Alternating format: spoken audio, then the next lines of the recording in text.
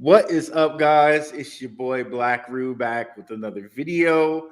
Back with two of my guys over here, Dion from My C Network, and Bird Dog from the Crypto Ronin Show. What's up, fellas? Can you just go around? We'll start with Dion Yeah. and go with Bird Dog and just introduce yourselves. So I'm the CEO of NYC Network. We host news media for crypto. We'd like to educate on infrastructure so that way people understand tokenomics from a bigger perspective than just small caps or large caps. Our website is nycnetwork.io. We have a live app that we launched on Google and Apple stores. It's an investors forum that's highly secure. It's encrypted AES 256 military grade encryption. To make sure that communication stays secure, private, and encrypted. We don't sell any. We don't sell your data or harvest your data to third parties or anything like that. But we've been around for a few years and a few cycles now, and we're excited to see where the market takes us. I'm more excited about the alts, because I'm more of a multipliers sort of guy. So We'll see how it goes from there. But let's go to. Back to you, Ron. All right, Bird Dog. Yeah, what's up, man? NYC, I got to check out your stuff, man, because it sounds very interesting. But yeah, I'm Bird Dog, the Crypto Ronin, also sometimes the Mystic Ronin. I have a YouTube channel. Come check it out. It's all over the place. I teach DeFi. I also get into esoteric stuff, and I believe that they coexist. You can leverage your esoteric knowledge to improve your investments, whether it's Fibonacci sequence, etc., as well as astrology. And I also teach DeFi. I teach people how to, track wallets, vet projects, a little TA, and etc. So I do this for the love. I do this to empower people, and I'm a firm believer in what blockchain technology can bring to the people. It can be used to build or as a chain. You could be chained to the block, or you can help free you from the block. But anyway, much love, and it's a true honor to be here with you, two powerful beings. Thank you. Absolutely. Oh, no doubt. I don't know where to start this, but I guess I'm going to start off with Chat GPT. Man, I knew that like the AI bubble was kind of like out there and maybe burst when I saw like Neil deGrasse Tyson on with somebody talking about Chat GPT. I'm like, okay, all right, it's got out to everybody now. Now that Neil deGrasse Tyson has been forced to weigh in on Chat GPT. So I don't know, guys. Starting with you guys, like, where do you see AI as far as the cryptoverse goes? And are you guys like really certain or scared about AI just coming and replacing, I don't know, replacing white collar jobs? I don't know. What do you guys think? We'll start with, Dion, go ahead. Sorry, I thought we were going like this. Or no. We'll keep it the same rotation. But yeah, so I first of all, I'm pretty bullish on AGIX. I've done an interview with Ben. He's very cool. And I like Fetch.ai, just to put two companies out there. I love technology. It created our brand and our company and our community, as well as all of us. It created something new for everybody. We have a new emerging economy that's going to be coming, and we have to adapt ourselves and keep growing from what we know is coming.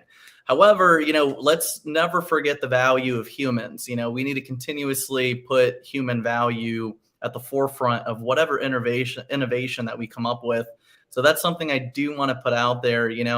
I'm not, I'm a little bit fearful for some of the white collars out there. But, I don't think it has anything to do with just white collars. I think it's going to be every collar. One thing that is somewhat scary for me, well, not for me in general, but like, let's think about the developers out there. We want to make sure that with this rising new economy, that we bring work to our people within this sector.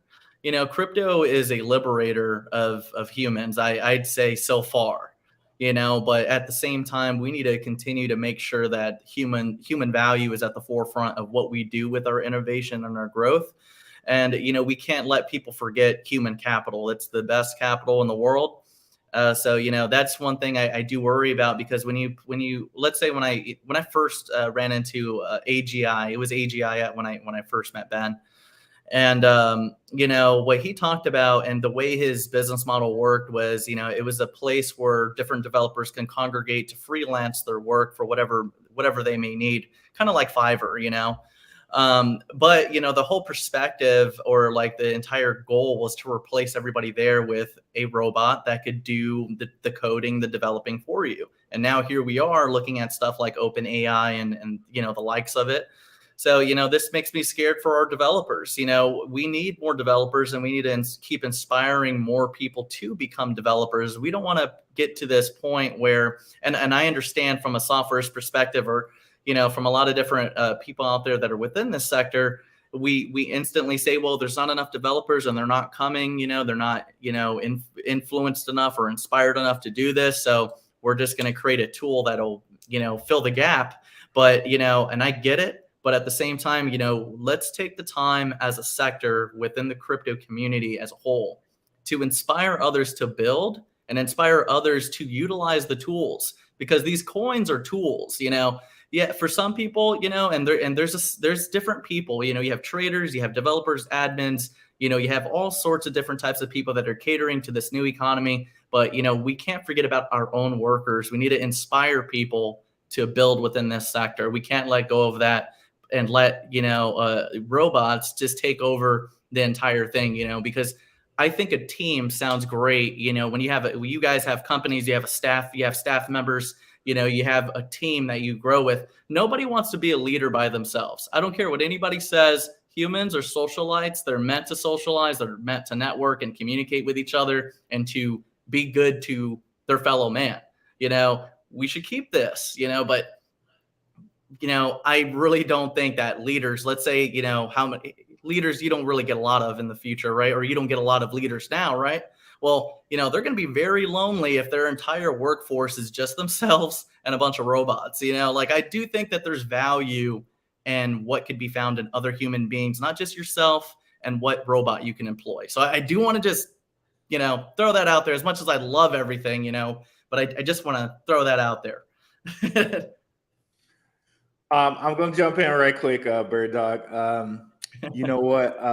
As a developer, it's very much a concern for me. But, things have been a concern for me as a developer for a bit now, because, you got people in Russia, people in like Vietnam, people in India that can get paid a much lower sum to do my position, right? I do UX design, so I do a little bit of the back end, but I think American developers are still a little bit ahead.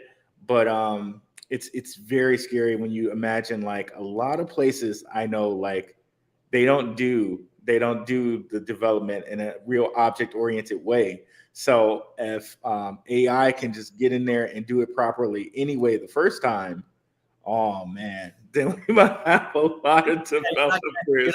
You're not going to have to go back and comb through the source code or anything like that. You're not going to have to go back and do anything. Right, you're not going to have to refactor. You're not going to have to do a lot of stuff. Like, a lot of developers are going to be hurting. But I think we're a little, like, at least 5 or 6 years away from that yet, for AI to get enough machine learning, enough kind of refactoring in itself to be able to replace developers. But as far as it goes in blockchain, it could be very, very lucrative when you talk about different companies like Numerary, where they basically use machine learning to, like, harvest the stock market and to trade the stock market. And they're out there, like, beating some hedge funds right now for people who understand code enough to go in there and put in the script and then, trade the stock market. So that coin's pretty interesting, and applying it over a lot of different, like, sectors, it's very interesting. But right now, I wonder, like, with the big push for it, I kind of wonder if, and I always have on my tinfoil hat, guys. I kind of wonder if, these companies kind of really want us to like test it for them, or like kind of let us give Chat GPT enough data to say, okay, if they hit it with enough questions, we don't need testers. They'll just hit it with enough questions and they'll refine it enough that, hey, we really don't need anybody to test it. We can just throw it out there and they'll test it for us for free. Let's hear what you have to say for that, Bird Dog. Yo, shout out Gomes in the chat. Yeah, using it for well, okay, where do I even begin? I'm a network engineer. I'm a network engineer for 20 years. There was some talk of network engineers being replaced by another technology, but it's impossible. You need that human interaction, at least when it comes to network engineering. And from a developing standpoint, so I'm coming from an American point of view. I was living in Abu Dhabi and we were working for one of the princes there, and we were all American devs and American IT guys, and we're getting paid six figures, right? And so the prince comes in, he goes, and jokingly, he's like, why don't I just get like 100 Indian dudes in here, and pay them the same? And the reality is he wouldn't get the same quality work. There's like a cultural work ethic. Like we actually, like if you, again, this is just from American perspective. If you hire us, we kind of like care. You know what I'm saying? Like we typically join the team and go, we're kind of like that. So there's that aspect. Now, there's also the human aspect. Like, you're going to go to stores. I'll run it back into crypto, but obviously you go to self-checkouts, fully automated stores are rolling out. I like talking to the people. Is it more efficient? We're probably not, but I also enjoy the human interaction. Hi, good morning. Oh, the weather, whatever, right? That is important as well. Like we are social beings. There are things like truck drivers getting replaced and automated things. So when you talk about chat GPT, just all you need to do is type in who funds you, and it will say we're funded by the Gates Foundation, the Davos. You just type that in, it'll tell you all the lizard class, right? So it's already from a biased perspective. Like they're biased. They have their agendas. They're not, it wasn't programmed to be completely unbiased. Now, I also use trading bots, but they're not like AI trading bots. Mm-hmm. Someone scalp trading, someone programmed it. Mm-hmm. It's not AI, meaning it's not actively learning. You know what I mean? It's scalp trading, right? Mm-hmm. So it's like a decision tree, and it's only going to take the actions put in by that decision tree. Exactly. And the better bot, the better programmers, can program a better bot. Now, can AI do better? Maybe, but I don't even know if can AI just make adjustments on the fly and get smarter. I mean, that's with the machine learning, it can. However, there gets to be a point where, okay, when is data fail? That's right. Where it's receiving data, it'll make adjustments. But again, there's none of this is. They've been doing high frequency trading in the traditional markets for a long time. Using bots. There's not humans pressing buy, sell, buy, sell. This has been going on for a long time. So yeah, it's interesting how for trading as a tool, I think it's great. You know what I mean? But it's for the overall just lifestyle, everything, it gets real dystopian real fast, dude. Yeah, it's a lot of jobs. Oh, I'm sorry, and let me just wrap it up. Imagine like I've always been under the impression that if worst comes to worst, I could like go work at a fast food place. Right. You know what I mean? That's becoming not an option anymore. You know what I mean? That's true. That's a good point. We can't, I mean, when I tell the guys, I'm like, something, I'm pretty confident about this one. I mean, I'm going heavy on this. If I go heavy on this, I'm either going to do really well or I'm going to go to Wendy's for the night shift. So I guess that's going to be well out of the cards at this point now. And just to add into that, we use tools. I'll be quiet. I'm sorry. But, we leverage tools. We have all this. These tools are great. They improve our lives, but again, they can be used as a weapon. You know, there's even the car business back in the day. I knew people in Detroit that would like, all the assembly workers are out of work. They have the robotics, and maybe there's a couple technicians that, you know, maintenance the robotics to put cars together, right? But you knocked out thousands of jobs. That has a cascading effect, because now they don't have money to buy stuff.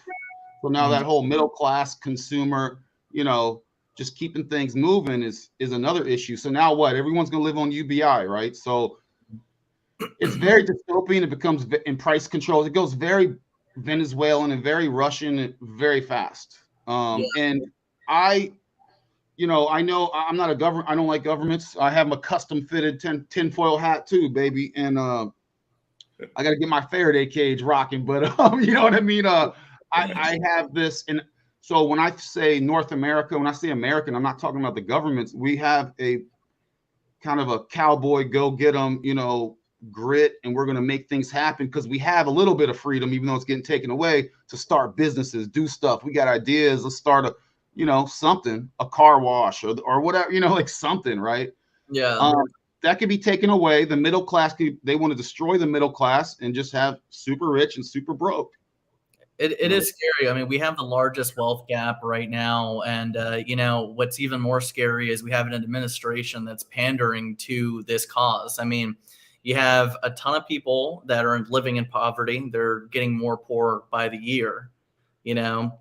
And then on top of this, the administration is sitting there talking about the wealth gap, and they're trying to pander to that. I mean, we'll put it this way. That large wealth gap is worth a certain amount of people and numbers. And those are all votes, you know, and this is scary stuff, because now, you know, we have enough people on the other side of the wealth level that wealth distribution is going to become a conversation. You know, that UBI will have to be paid for by something. And of course, you know, the more you see it around us, it's more about wealth distribution. And, you know, it is, I mean, we are definitely in scarier times. You know, when I see the technology that we have today, you know, I try to say, man, we're definitely going into the future. You know, things are way more efficient, you know, stuff like that. But in a way, just based on the population, based on, you know, inflation, and one way to fight inflation is to reduce cost. How do you reduce cost if you've already cut the corners out of everything you could? At that point, you're saying, well, if we develop technology to cut the expense of human labor, that's the bigger issue. And I think that's what you're talking about, where it does start to cascade, you know.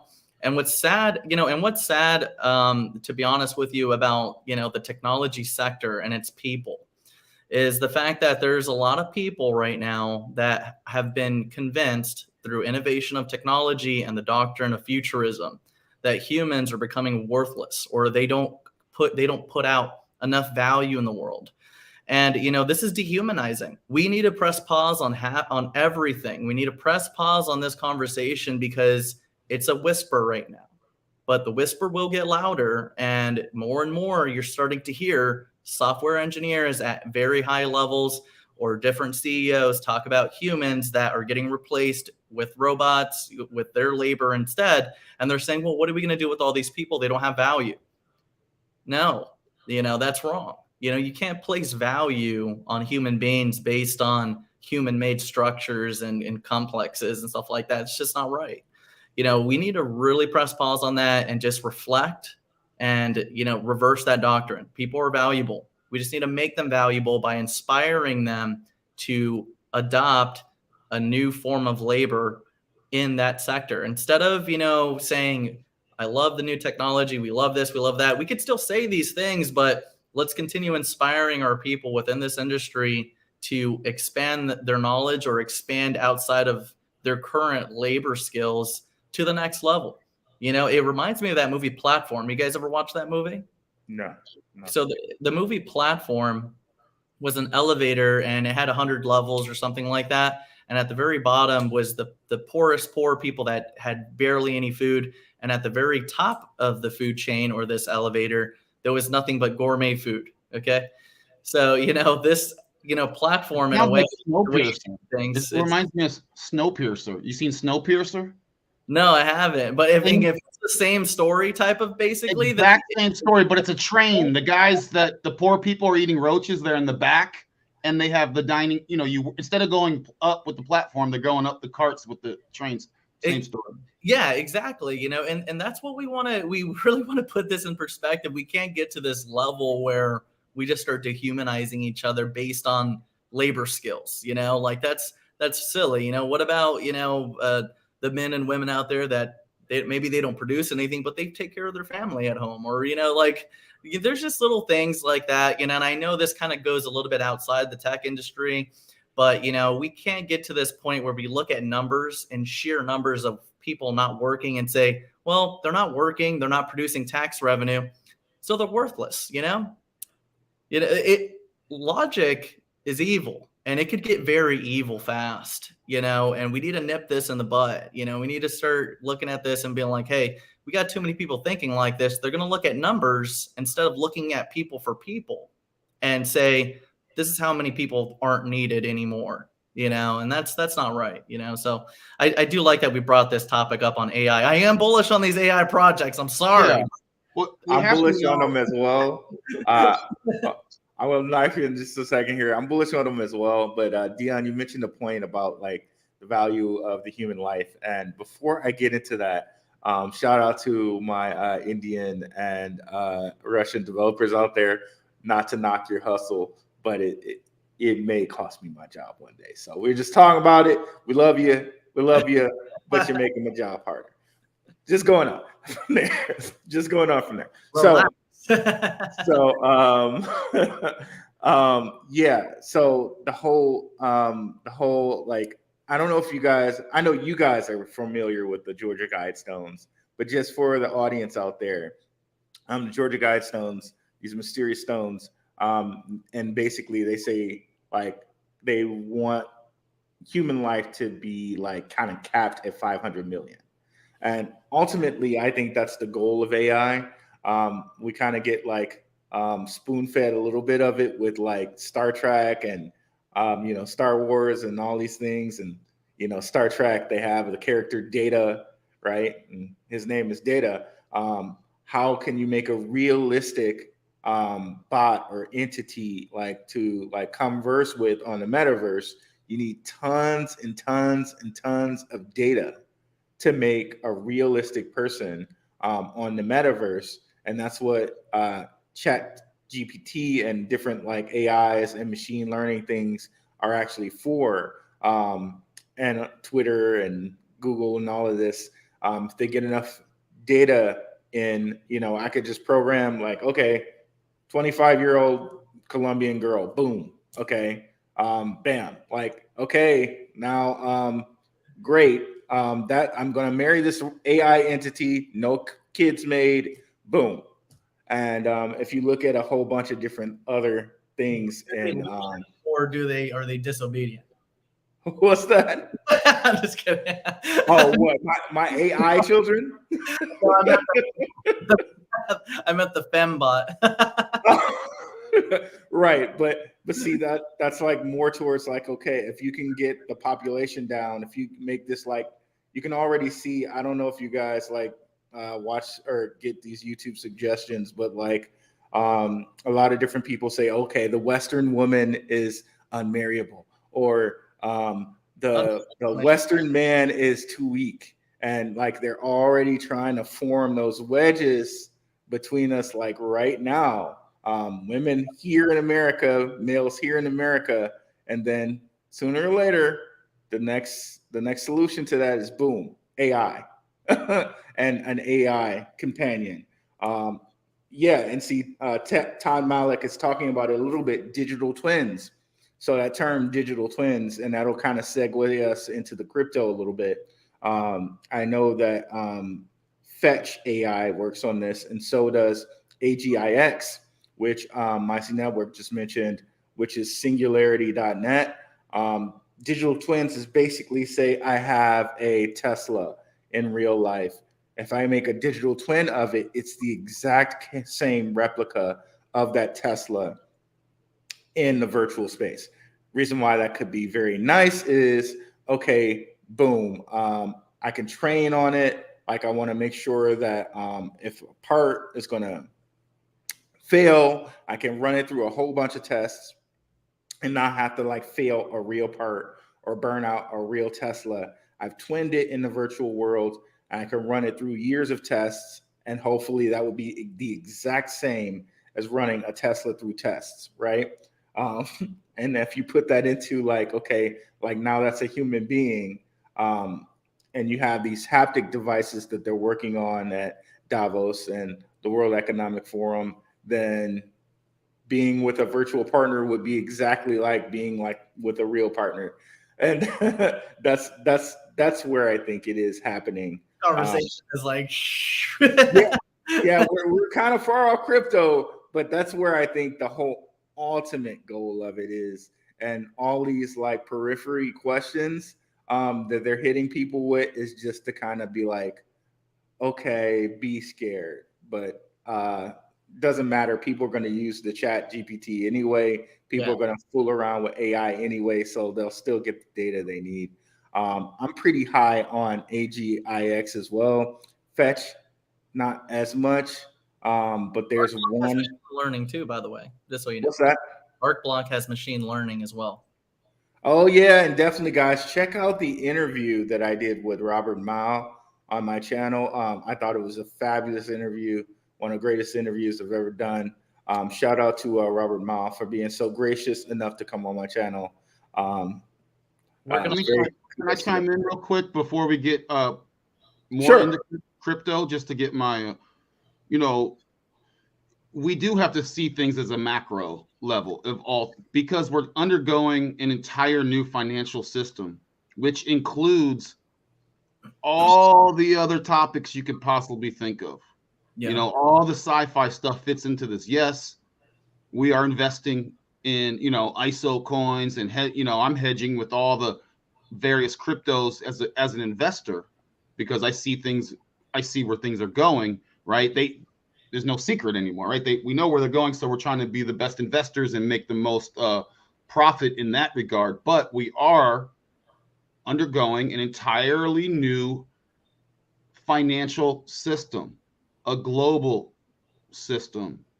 These guys are not our friends. So we were talking about AI. We're talking about job loss. We're talking about it's not just crypto is up or down. I mean, this is a way bigger picture. So if we want, I can keep it just for investment talk, try and see where things are going, and sure, we'll make a profit. But personally, I'm like, okay, well, what is life like? What's life going to be like? And I don't want to be a part of this system. I want to.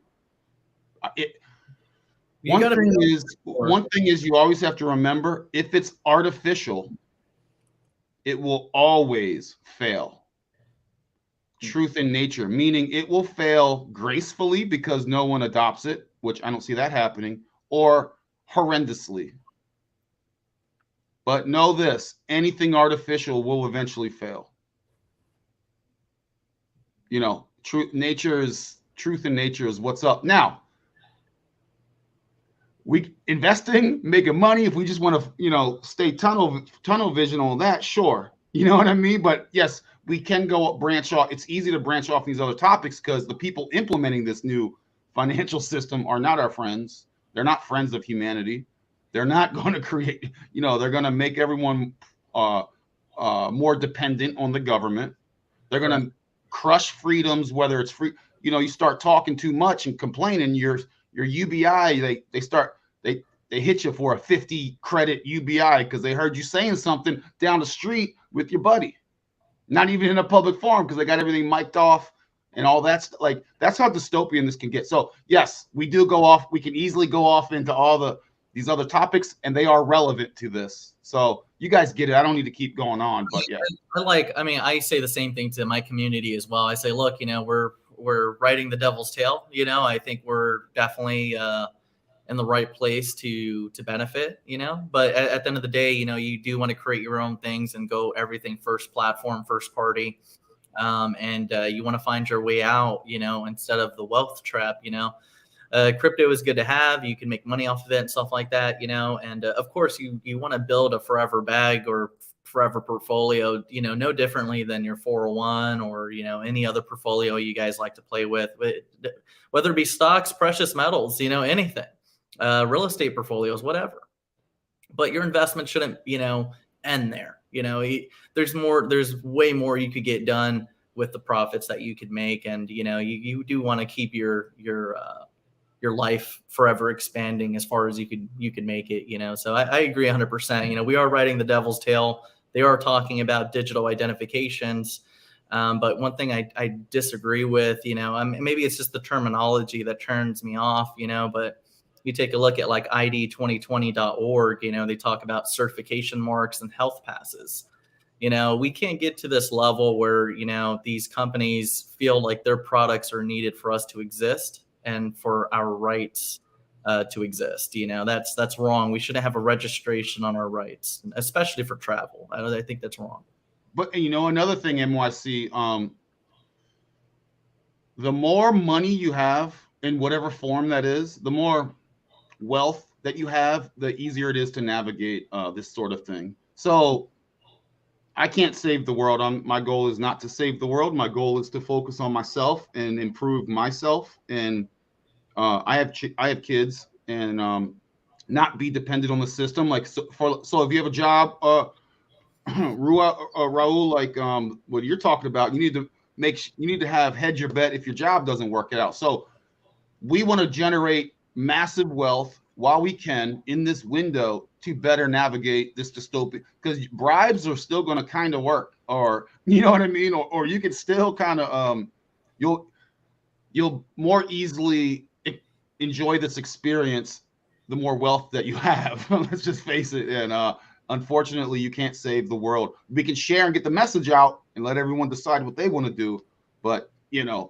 let's be honest. We want to be smart investors, diversify, make massive wealth during this utility phase and implementation phase of blockchain and crypto.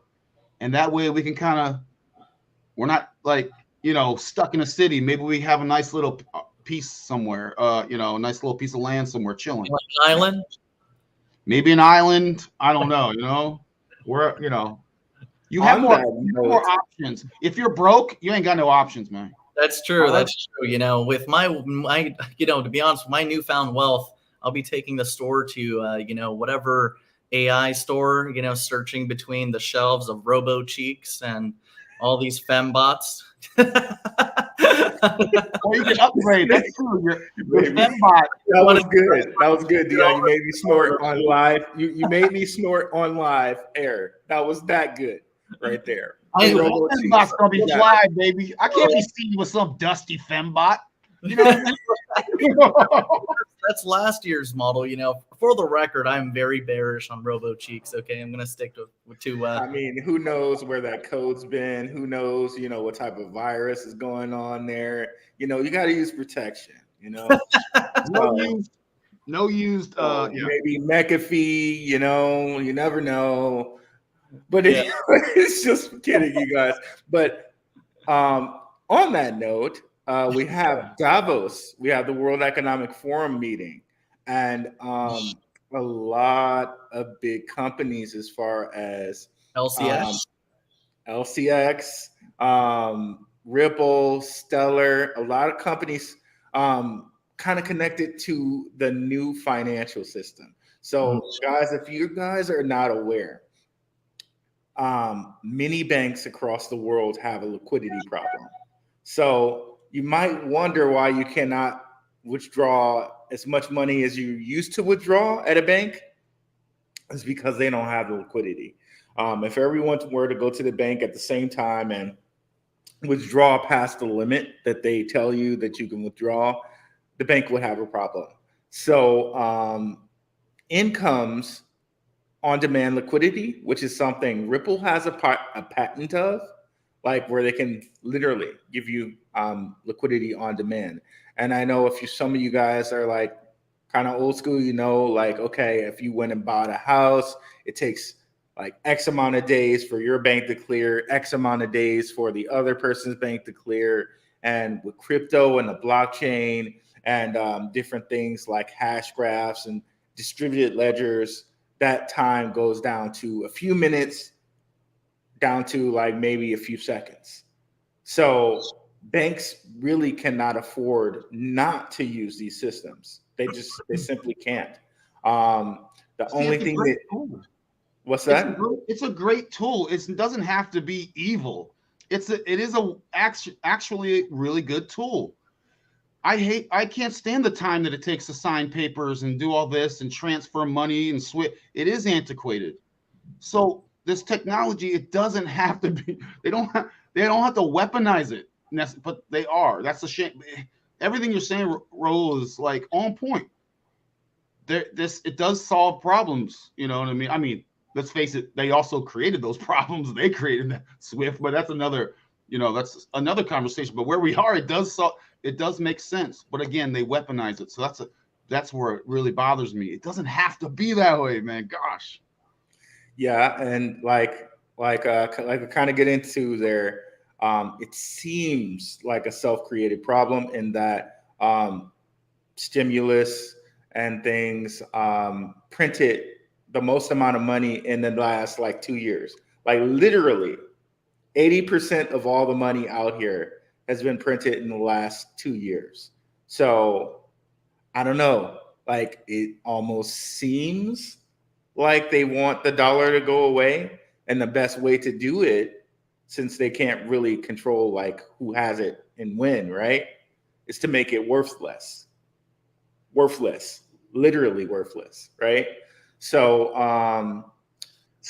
when we're coming to you today with this type of stuff, and we're talking about XRP, which has on-demand liquidity, Stellar, which is used in IBM to do instant settlement of payments, like literally right now. Stuff like Algorand, stuff like Casper Labs, stuff like that. We're really saying, okay, get on board with the new age of liquidity, with the new age of banking, like right now, before like you look up and you can't anymore. I don't know. What do you guys think about the new age of banking, the new age of crypto? Some of these or the United States in this liquidity problem. Well, the worldwide liquidity problem. It's not just the U.S. Start with Dion, and we'll go around. Okay. Well, I like that you mentioned a lot of great projects, a lot of good coins. XLM, XRP, HBAR. I know you mentioned Casper as well. A lot of our community members love these projects, but I will say this. I don't care what the marketing is. I'm going to be looking at the tokenomics, and I'm going to be looking at the infrastructure with the way that token was designed. So, for instance, when I hear people tell me that they're trying to escape the centralized banking system and they go buy a coin that's centralized and not decentralized, and put it this way, we're here for DeFi, aren't we? We're here for decentralized finance. Okay, well, we need to take a look at the circulation. We need to take a look at where the tokenomics charts are, what you're actually looking at, who's benefiting the most. Because if you're going to exit, the centralized banking system, and you're tired of the US dollar being not only very high in inflation, but also very high in centralization, you're not going to go to Casper. Okay. I love Casper. I love the partners on it. I love all sorts of things about it. Literally all the things I like in a company, all the things I like in a project, it has. But the infrastructure I don't like, and mind you, a lot of our people like the company, but I'm very unbiased. I've talked good things about stuff that I like, and I've talked bad things about stuff I like. But, if I'm going to be honest with myself and to my community, I'm definitely going to be taking a look at stuff like that and saying, look, if our inflation rate is at 6% and the BIS is projecting higher inflation rates over the next 5 years, okay? And I'm talking about real inflation. I'm not talking about the deflation that the media companies talk about. The entire time that we've been talking about inflation on the media is, not nowhere near what the real definition is. We've been in a deflationary environment with the USD going very high. In fact, overvalued. It went to 114, now at 102. I think the next test level is at 101.60. Okay, so it is going down. It's draining out due to what the central banks are doing in order to prop up their currencies. They have to dump US dollars or dump US bonds, same thing. It's all debt. But in order to pay off massive amounts of the debt deficit, you're going to need to inflate the currency away. So in order to do so, you need to drain currency of their value. Okay. So this entire time they're saying we have an inflation problem. I don't think so. We have a deflation problem. So it's like, you're going to see these banks utilize both sides of this coin, inflation and deflation, in order to manipulate currencies to pay off debt deficits and all that stuff. And you could utilize these movements to your own advantages if you understand different asset classes. But again, if we're in a monetary, this is just going back to crypto now, if we're in a monetary system that we dislike due to it being centralized, why are we going to go to a centralized coin? If the inflation rate is, I think, off the top of my head, I haven't looked at it in a while, but I recall the inflation rate on this thing is 8 to 11%, or am I wrong on this? You tell me if all I remember is when I did a review on it, I saw our inflation rate, and this had a higher inflation rate. And yeah, there's a bunch that are staked, but at the same time, we're still looking at a centralized coin. It's no different than Flare. People talk to me about Flare that came out. I disagree. I thought it was wrong that BitTrue was selling IOUs. I think it's wrong that Hubio, or I don't know how to pronounce that exchange, was selling IOUs. We'll say it again. Huobi, yeah. They were selling IOUs of Pi token, and I think I really strongly dislike this. We shouldn't be selling IOUs. Why are we doing this? This is, again, going back to the same problems that we're trying to run away from. You know what a dollar is? It's an IOU. So, when we go back to this, it's like, if you want real growth and you're experiencing in your real life, inflation for your currency, whether it be the USD or, we're international, so a lot of you guys understand what's going on with the different currency systems. If you already are inside of an inflationary asset and you go to another asset that's also inflationary, you're really hurting yourself, and we got to go back to this basic perspective of fixed supplies. To be honest with you, when I really and keep in mind, the ones that I like, if I'm a trader or if I'm an investor, I want fixed supplies or I want deflationary type of systems, However, is deflationary right? Is inflationary right? No, I don't. I think both of these are wrong. I think we kind of need to go back to that perspective that a fixed supply is best because it allows true scarcity, not manipulated scarcity, So that's one thing I do want to put out there. I like the fact that so moving on from Casper, going on to XRP, I like XRP. But what I don't like is that 50% is owned by the administrators, and I don't like that. It still has some time to go through in order for true scalability to happen. And mind you, regulation. Look, scalability does not require regulation. I've seen coins scale to high heaven without regulation, so it doesn't matter. But let's go back to the fact that XRP has already went through 3 different cycles, and each cycle has gotten smaller. Why is it going smaller? It's not just because it's just a random number that scales. You have to understand that the reason why it went up to $4 was because the circulation at that time was far less than where it's at now. Now we're at about a 50% circulation rate. So clearly it's going to take more liquidity or capital in order to put compression into this token.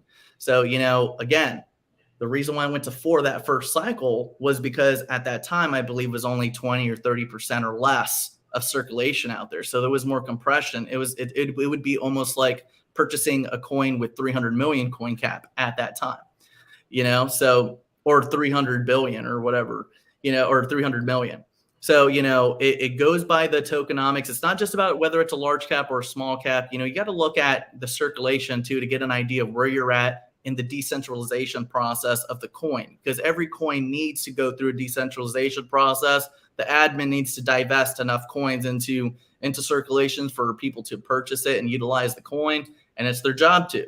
And that's why you should always have a perspective, not just from an investor standpoint or a trader's standpoint, but you need to have aspects from a developer, an admin, and an investor, because they all have different interests and those interests don't match between all three people.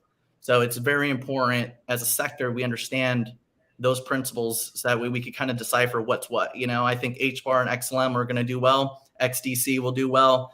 They're smaller caps. They should have some bigger, better scalability than XRP. I think XRP is still some time away from where we need it to be.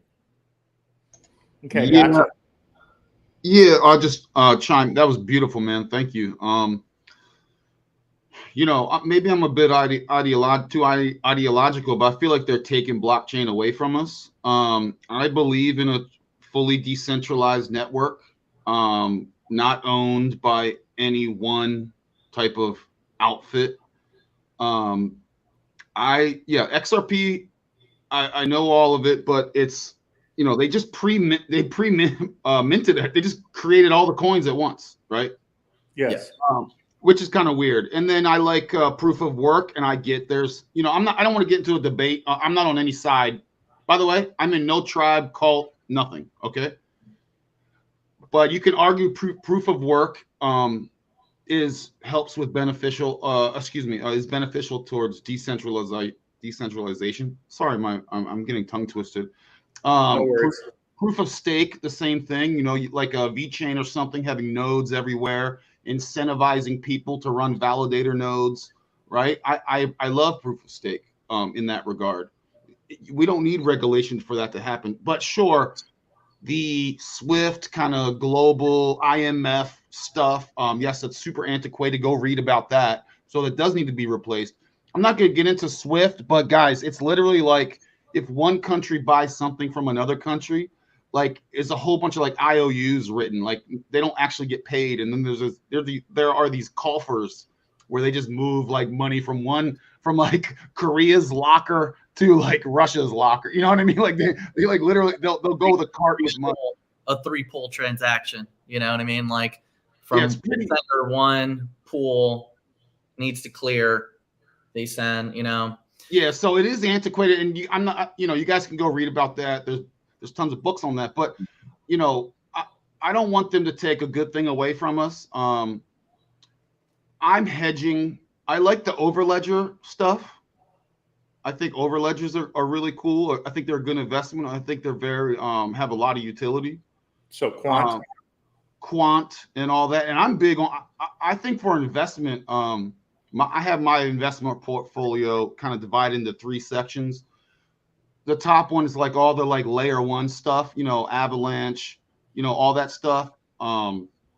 Insert your Atom, you know, they're doing a lot of Polkadot, all that, and then like HBAR is big, and I go into like my more like long, like that 100x coin, you know, I got like 10 100x coins that I'm throwing in there, LCX and SHX, and there's a whole bunch of awesome low kind of cap coins that could do ridiculously well. So I'm hedging on all of these things. I like all the technologies. I like all the innovation, but I like decentralized as well. I don't like them to be controlled by the man, so to speak.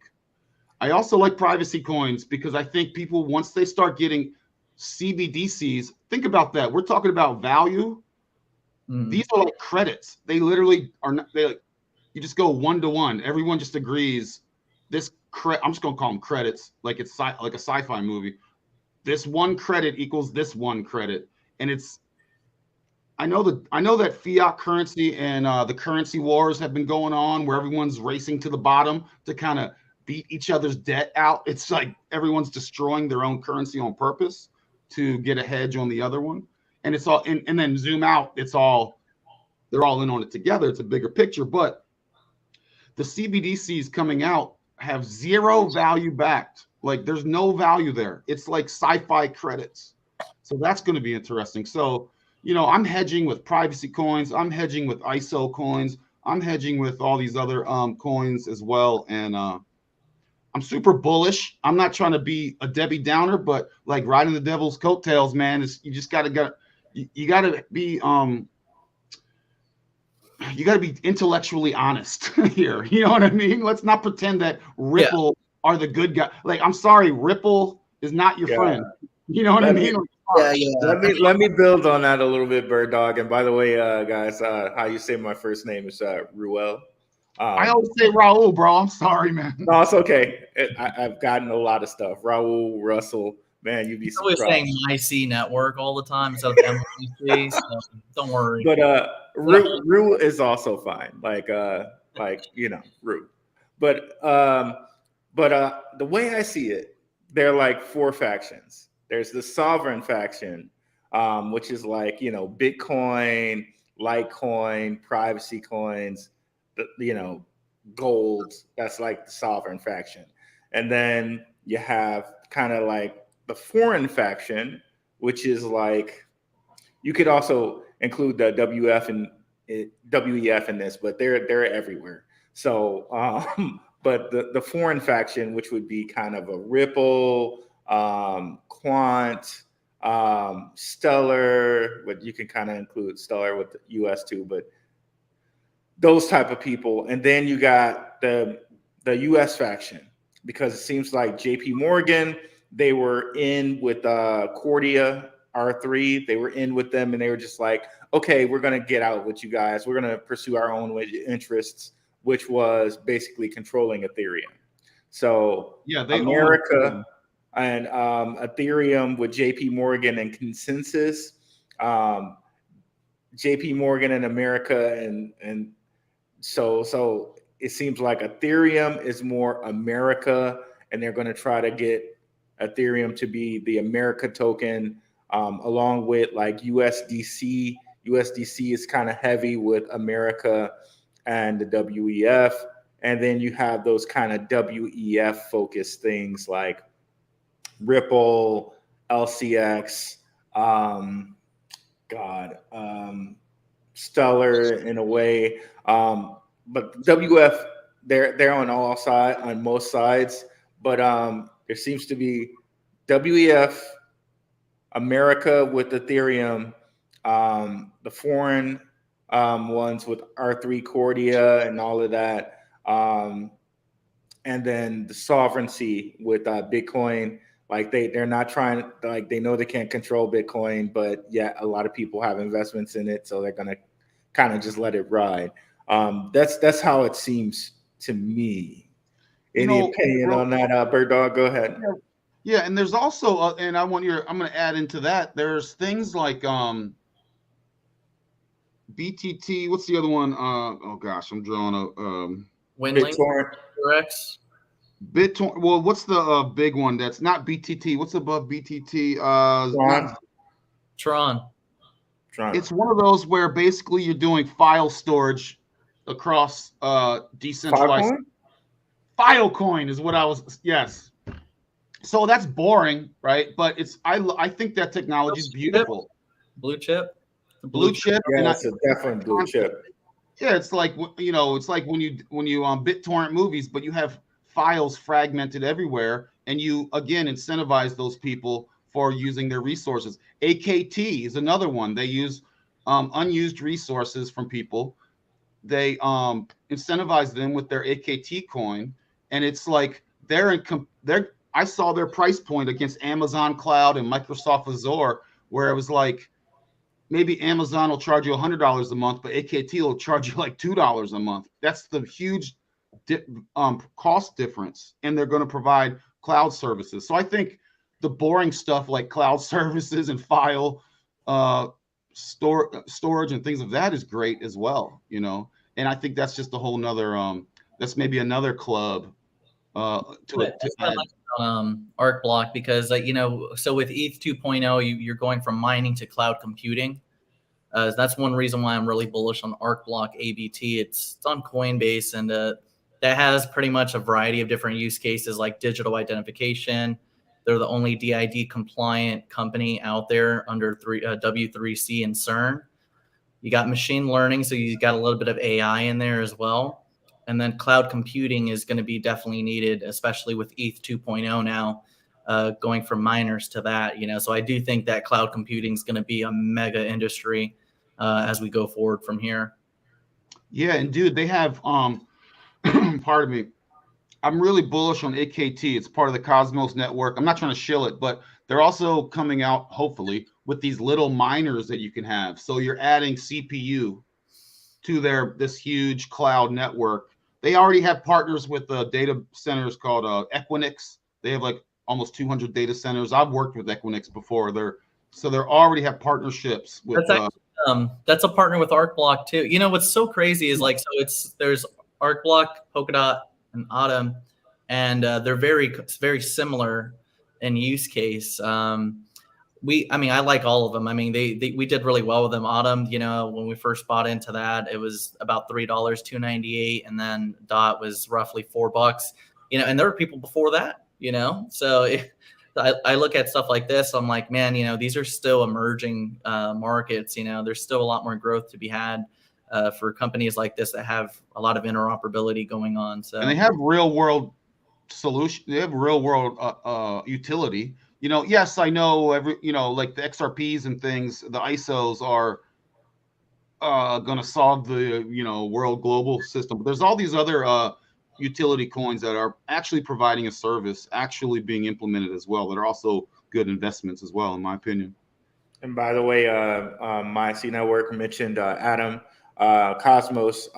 Fetch AI is also on the Cosmos blockchain, and their whole inter blockchain communication system. Yeah, IBC. Yep. They're in with crypto.com. I like Osmosis. Osmosis is a big one. They have Secret Coin. They have Kava. They have like a whole bunch of other really great cryptos on their IBC enabled. We did good with that, and also Juno as well. Juno, bro. I think Juno still hasn't seen its day yet, man. Watch. Look, here's my thing though. You know, and I told a lot of people around the higher $27 mark to unstake. You know, to time your stakes. If you are going to be stuck in your stakes at 21 days, you have a cooling off period. You know, you're going to do your entry. I mean, look, here's the thing. If you're staking or you're going into a staker coin, you better make sure you got a bottom, because, you know, if they have a cooling off period and you get locked into one of those things and you're at the very peak, you're going to get wrecked. You know, we saw a lot of people, you know, it's always the same people. You know, I told everybody, I was like, you know, you got to make sure that you time these stakes, because it was like it was like 27 USD at the time. I remember I made the warning. So, you know, we had a lot of people that liked Cosmos at the time, and I was like, look, I like it too, but, you know, if you have a 21-day cooling period, you better time that stake right. You know, don't believe in this, you know, nonsense about passive income forever. You know, it's not going to work. You know, that's another thing with, you know, DeFi in general.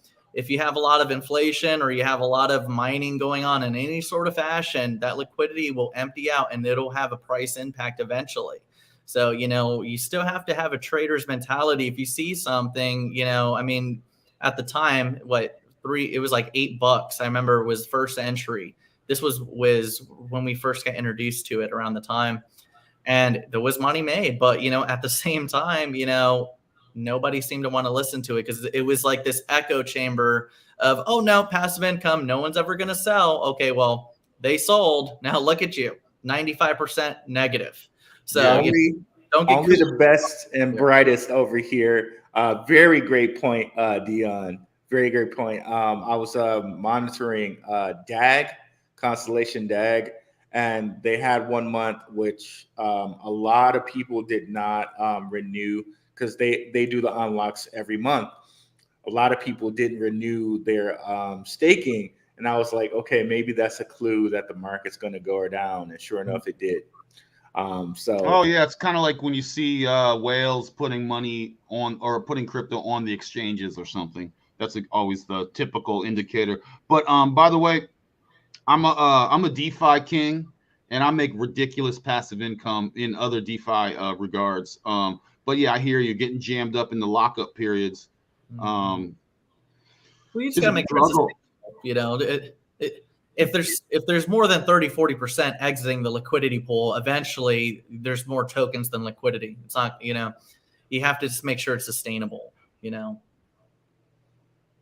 Yeah. So Bird Dog, you did say that there are a lot of rug pulls happening in DeFi. Can you give us a little bit more information on that? Because I tend to like stay away, not stay away from, but more like DeFi with me.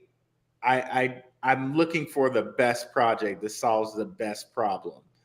So I really like don't wade into DeFi waters that much. So I'd be interested to hear about these rug pulls and like what you think is going on with the DeFi market. Yeah. So the good and bad about DeFi. Can I share my screen? I just want to show you something really cool, Sure. just Yeah. as an example.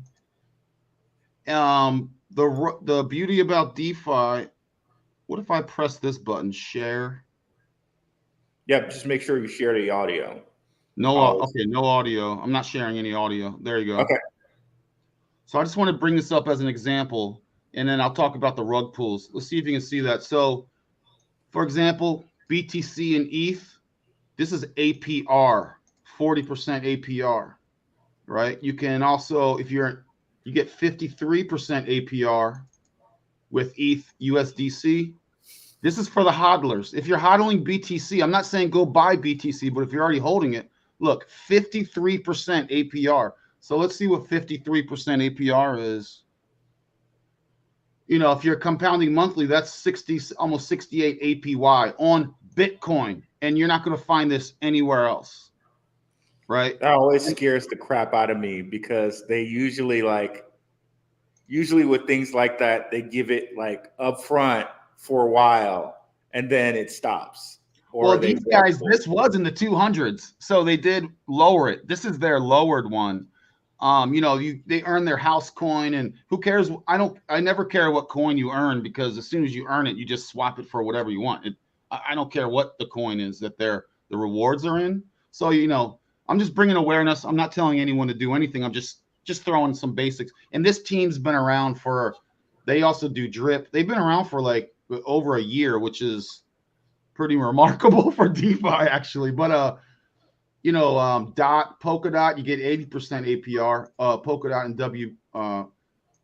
BNB. So and Link. So you got 69. So again, I can finish. I'm done sharing. I just want to just throw some just examples out there. If you're hodling, these APRs are for real. Now, I'm in the really high risk where I make 1% to 2% a day, daily, every single day. Mostly on stable coins. Now, the rug pulls happen with what's been going on the last 6 months. The trend has been AI trading bots. So you give them USDC or BUSD or USDT. They take that money. They supposedly trade and make more than 1% or 2% a day. Give you that much. They keep the rest, right? And that's usually rocking and rolling. Now, the problem is, again, the good and bad about DeFi is no KYC, which I love. But unfortunately, that also brings in scammer devs that will actually fake having trading bots.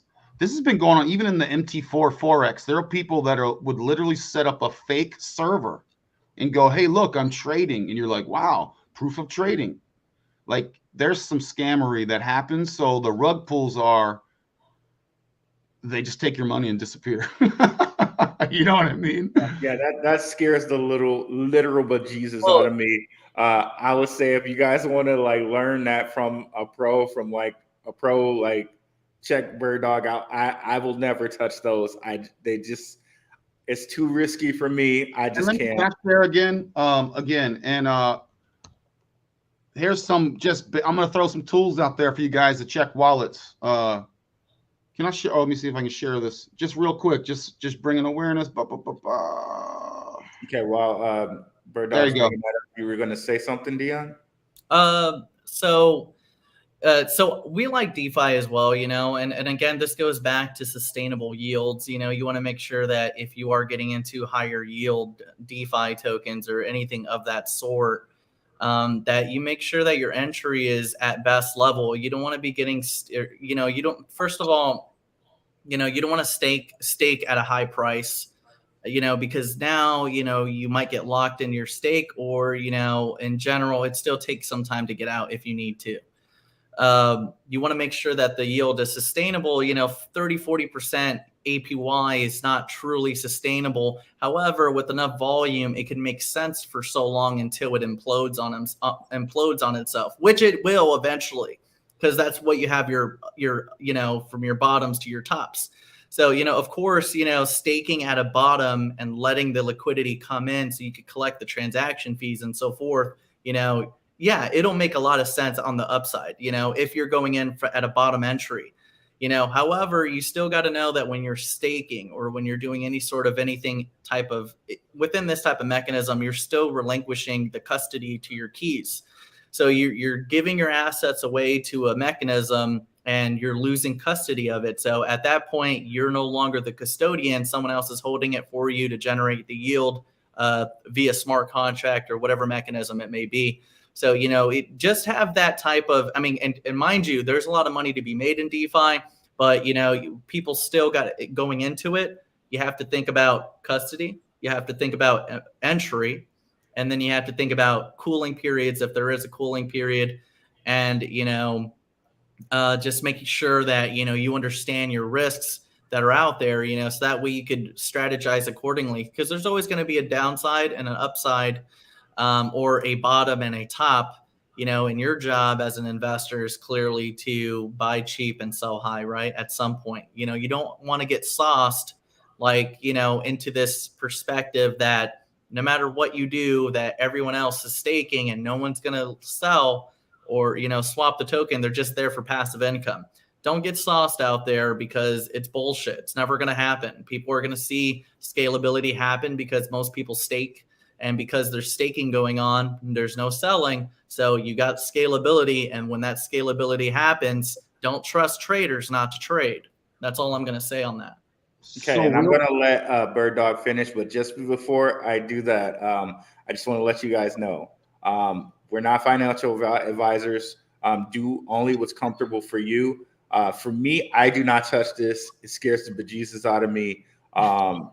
You have to, it's like literal day trading. Like, you have to be very aware and conscious and active on exactly what you're doing. And if you don't, you have to be very conscious and aware of what you're doing, and you have to have your emotions not in it. So personally, I don't touch these, and it's very, very, very, very, very risky. I'm gonna let Bird Dog finish here. Yeah. Yes, it is. This is how I've been living for over a year. I retired from a 6-figure salary in 2021 in September. Well, this is how I live. So a good skill to have, this won't be long. Congratulations, bro, by the way. Thanks, man. Yo, and to Todd, check out Masternode online. That's where you can look up the Masternode projects and things. But where was I going? Oh, this is just an example. Tracking wallets.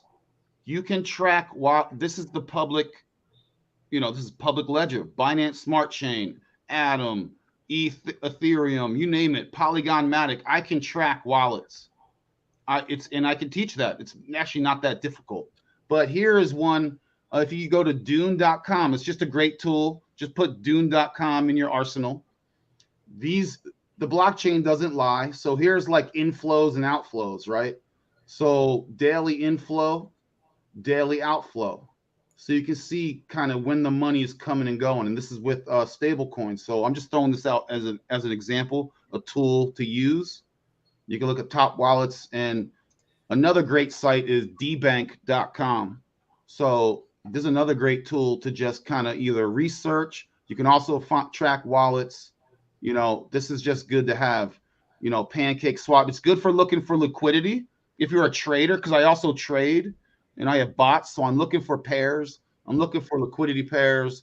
I'll go to something like dexscreener.com if I want to look for what do I want my bot to trade? What's a good pair? I'll look on Matic and look at the liquidity, the activity over the last 24 hours, and try and find a coin to scalp trade. So these are just quick little free tools to add to your crypto toolkit. Even if you're not investing in DeFi, they're just nice to know.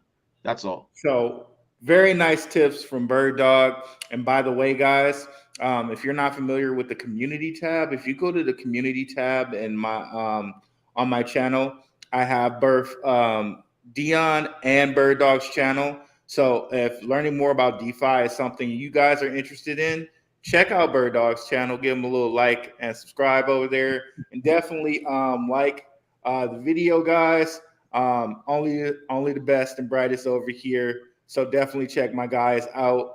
We're going to continue on here, but I just wanted to let you guys know that I thought it'd be a good time because that's something that we don't do here on the Black Rule Investing channel. So, and I teach. Don't be scared. I teach, and I don't. I try to. Don't be scared. It's okay. We're gonna vet projects. You know what I'm saying? But it's But I think what the homie was Dion was saying. Staking, but in DeFi, if you want to stay conservative, there's still great staking options. Like I've shared, if you want to stake HBAR, check out Saucer Swap. You can get like 50% APR on that. You know what I mean? So yeah, that's something for you guys to check out for sure. Because we don't really cover DeFi that much over I'm sorry. here. When you get into my wheelhouse or anyone's wheelhouse, I just start going. So no, brother, no, you had the floor. That's what we're here for. Sharing different opportunities, different things. No worries at all. 100%.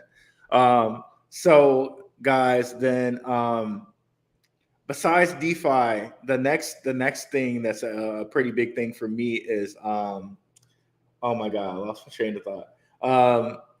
While we covered the bank coins, the next thing would be, I guess, NFTs.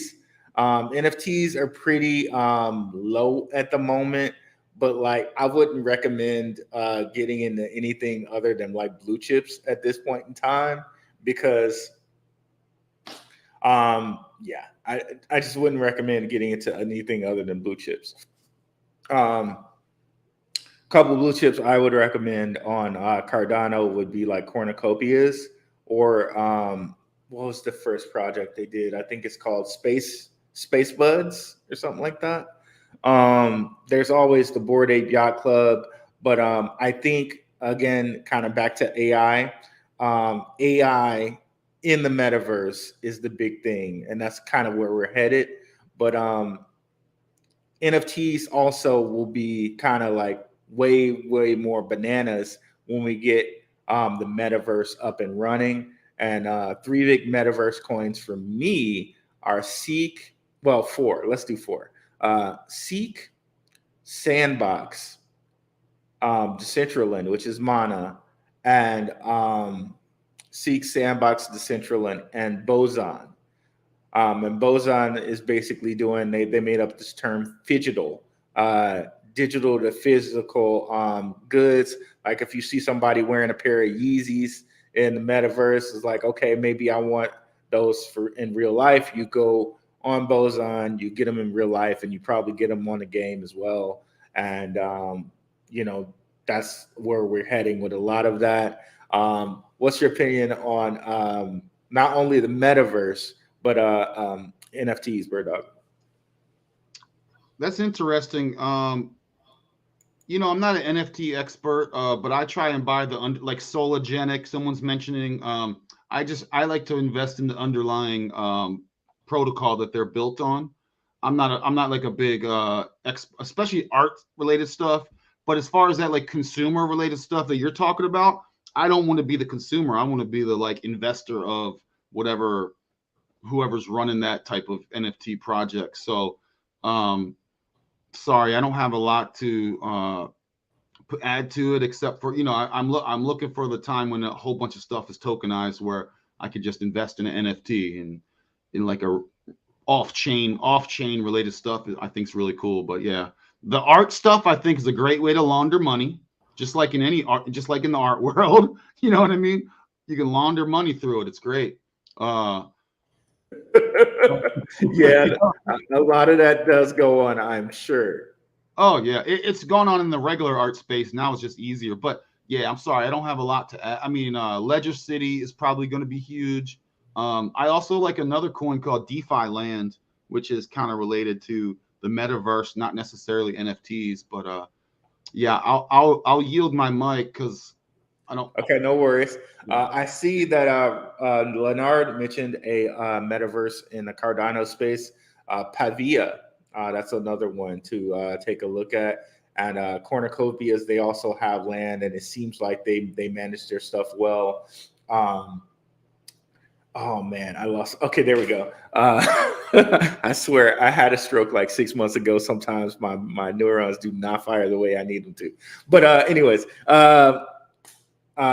precious metals. I think that's another thing that's really going to hit NFTs pretty big.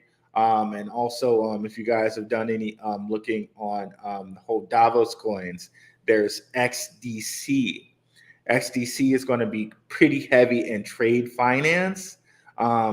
My only worry there is they did something where they NFT trade finance, and my only worry there is like they're going to NFT it and tokenize it, but they'll kind of get the advantage of our liquidity where we won't really get that much of a gain from it. Like maybe we get a couple percentage gains and they're getting like hundreds of percentage gains. So that part of the tokenization of trade finance really I think we're going to have to be kind of wary of.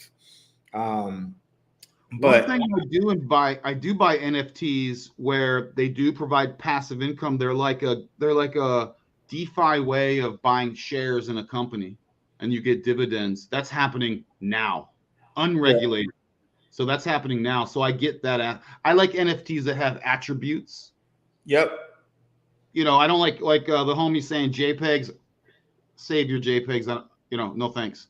But you know, some attributes.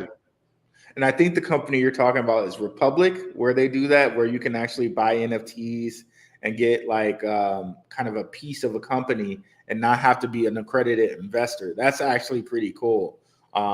Shout out to the Republic. The Republic, they do the NFTs for Oculus. I know you guys know me, Underdog Crypto, and Red Dad, Blue Dad, and the Professor. We're talking about that. Also, Crypto Pro, I believe. So check that out. Oculus, they basically do they NFT masters of records, right? So say like Nas has a song out and he wants to sell like 50% of the rights, they NFT that. They NFT the actual masters, as Jay-Z calls it, to a song. So now every time that song plays on Spotify, you're going to get a payout, in 3 months. I already have a Gala. I got a Gala music node. I got a Gala movie node. You can buy it, and I got a Gala founders node, which, by the way, I bought for $5,000 2 years ago. They're worth $100,000. What's up? So yeah. So you can buy a Gala film node or a music node, just like you're saying. And whether you have a node or not, you can buy an NFT already for the artists that are signed up for them. So they already have that going. I think Gala is going to try to be like a Spotify, iTunes type competitor. Yeah, they got a lot of ambitious stuff going on. So they've already made a movie. I think they were related to that Black Adam movie with The Rock, Dwayne Johnson. So they announced a partnership, but they deleted it afterwards. So I thought the same. So I don't know. I like Gala a lot. We were buying in the decimals way back in the day, so I know you've probably got a lot of that. But what I don't like about what they did recently was they dumped 20% and then diluted or created another, I think it was another 2 billion coins or something like that, or they increased it by really first they dumped X amount of percentage first based on those tokenomics. Then after they dumped, they expanded the token supply.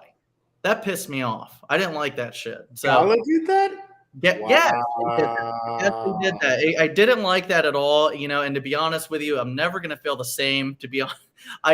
I think there's a lot of multipliers to be had. Don't get me wrong. There's going to be multipliers made on this. So there will be a good flip. We have long-term, short-term leverage. There's different people to every community. So I get a perspective on a bunch of different sides of this because we do like the coin.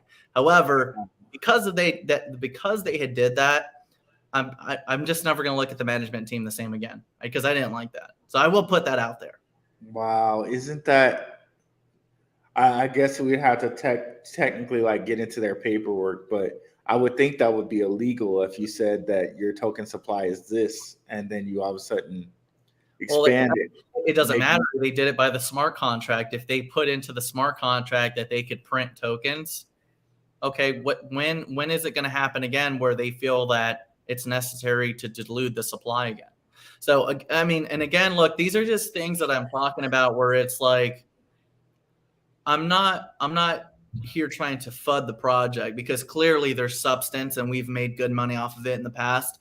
But, you know, as community members, we have to poke at these people and say, hey, we don't like that, because you never know if your opinion one day is going to be strong enough for the team to correct their decisions or do better next time. You know, projects are projects. Nothing's a guarantee or a promise. You know, sometimes, I mean, not just because of, and here's another thing, this has nothing to do with Gala, but this is generalizing the conversation. You know, there's projects and 95% of them, just like small businesses, they fail. Okay. So just because they fail doesn't mean that they're scams or, you know, that they're bad actors. Okay. You know, things change. I've seen white papers change nonstop. I've seen tokenomics change nonstop. LCX, we love LCX. But they stopped burning and they're never going to burn tokens again because they got nipped at, you know? So again, you know, I saw XDC pull that before. XDC increased their total supply. I looked at them one day, and then the next day their total supply was like more. I was like, so I don't like that as just a press of the buttons. Yeah, and see, and that's again, you know, as investors and, you know, as developers or admins, you know, and this is why, you know, see all right, so the way we formulated our forum, you know, so nycnetwork.io, you know, it's ODAP. Okay. So the way we formulated it was we wanted to give you a perspective from 3 different types of people. Okay. Because, you know, for instance, in the crypto sector, no content creator on YouTube is the same. Some people are kind of like reporters. Some people are infrastructure. Some people are DeFi experts, you know. I mean, everyone has a niche in the digital economy, you know, and everyone has great things to offer, you know. So we want to make sure that we have experts from different sides of the sector give us their perspective on things, because the more we educate investors on the ground level, the greater off that our projects will be in the future and more sustainable, because we want to protect the community of every project, because at one point they used to be our picks. Or at one point they changed our life because we did some really good multipliers, or, you know, whatever it may be that encourages us to keep these project managers motivated. So, you know, as a community, we need to be brave enough, first off, and we need to have enough integrity to talk about the good, bad, and the ugly, because you never know. Sometimes bringing up an opinion as a community member, you might change the path of the way they operate. And that's why we're here. That's your job.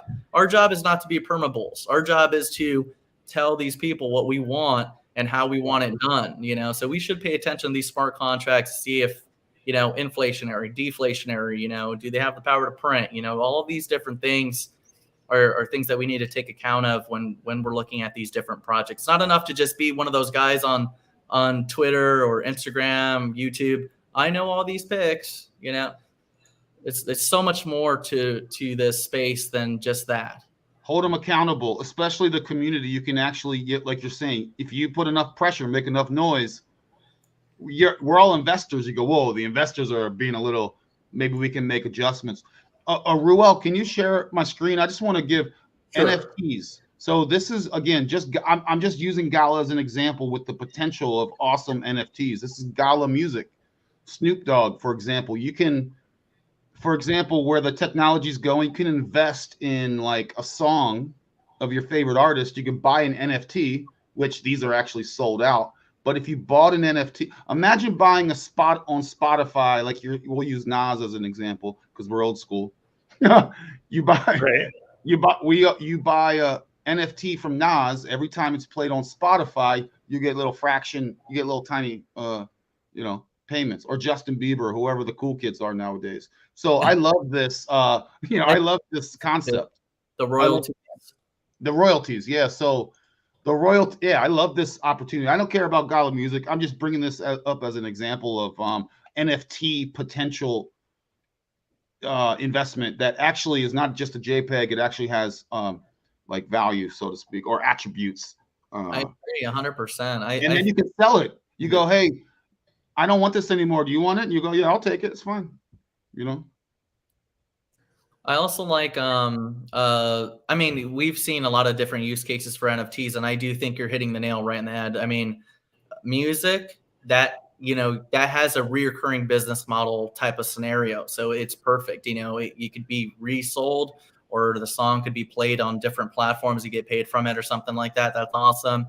Arc Block also has software licenses per blocklet that you have. So if you're a developer and you're building a product or a tool that's utilized by a variety of different communities or whatever, you get paid royalties every time your applications is being used or monetized.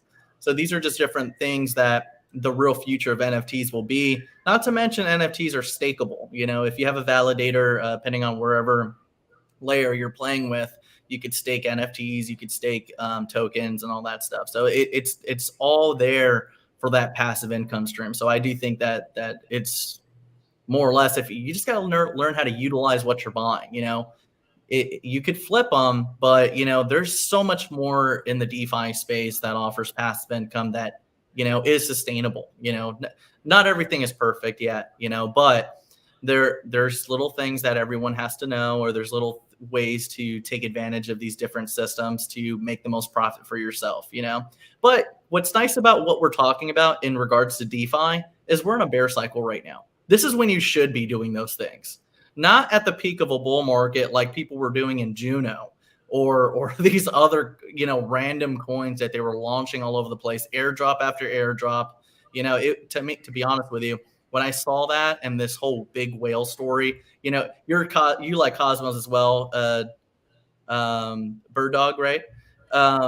So you know, you probably experienced what we were seeing on our side when we were like, okay, airdrop, stake, airdrop. We were like, where's this money coming from? You know, so a lot of those different things that we have to pay attention to, you know. But again, now that we're in a bear cycle, I feel good.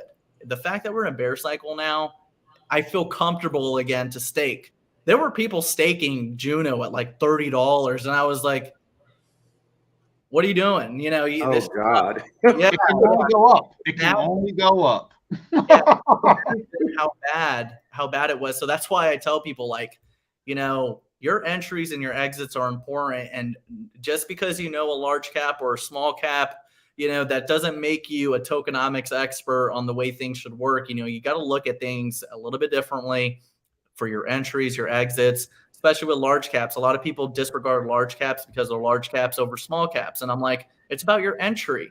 You know, if you're getting into a big ass cap, that's like, for instance, SHX. You said SHX. I love that company partnership with Square, 100 billion coin cap. However, that doesn't make it a bad pick, because if you could get it within the decimals, that is a beast pick. Okay. Because it's about your entry. Today's entry, a month ago's entry, because in 2 years, 3 years, they might make a big difference, you know. Small caps. If it's a small cap, decimals, you know, it'll be very volatile in that decimal range. But if you're getting into that penny mark, you know, it's going to make a lot of sense later on when it's breaking dollars, because there's scarcity. So, you know, it all goes back to that entry exit level and how you're timing yourself, you know. So I do think that the staker, especially now is the right time to be looking at these staking opportunities. I agree 100% on that. Let me ask you guys, and Ruel, I don't want to take off the NFT topic, but sure, no problem. I just see it as the whole, you know, we're up right now. We're at 21K and some change with Bitcoin, and all the other ones are up. Not financial advice. I don't know anything. Don't listen to me.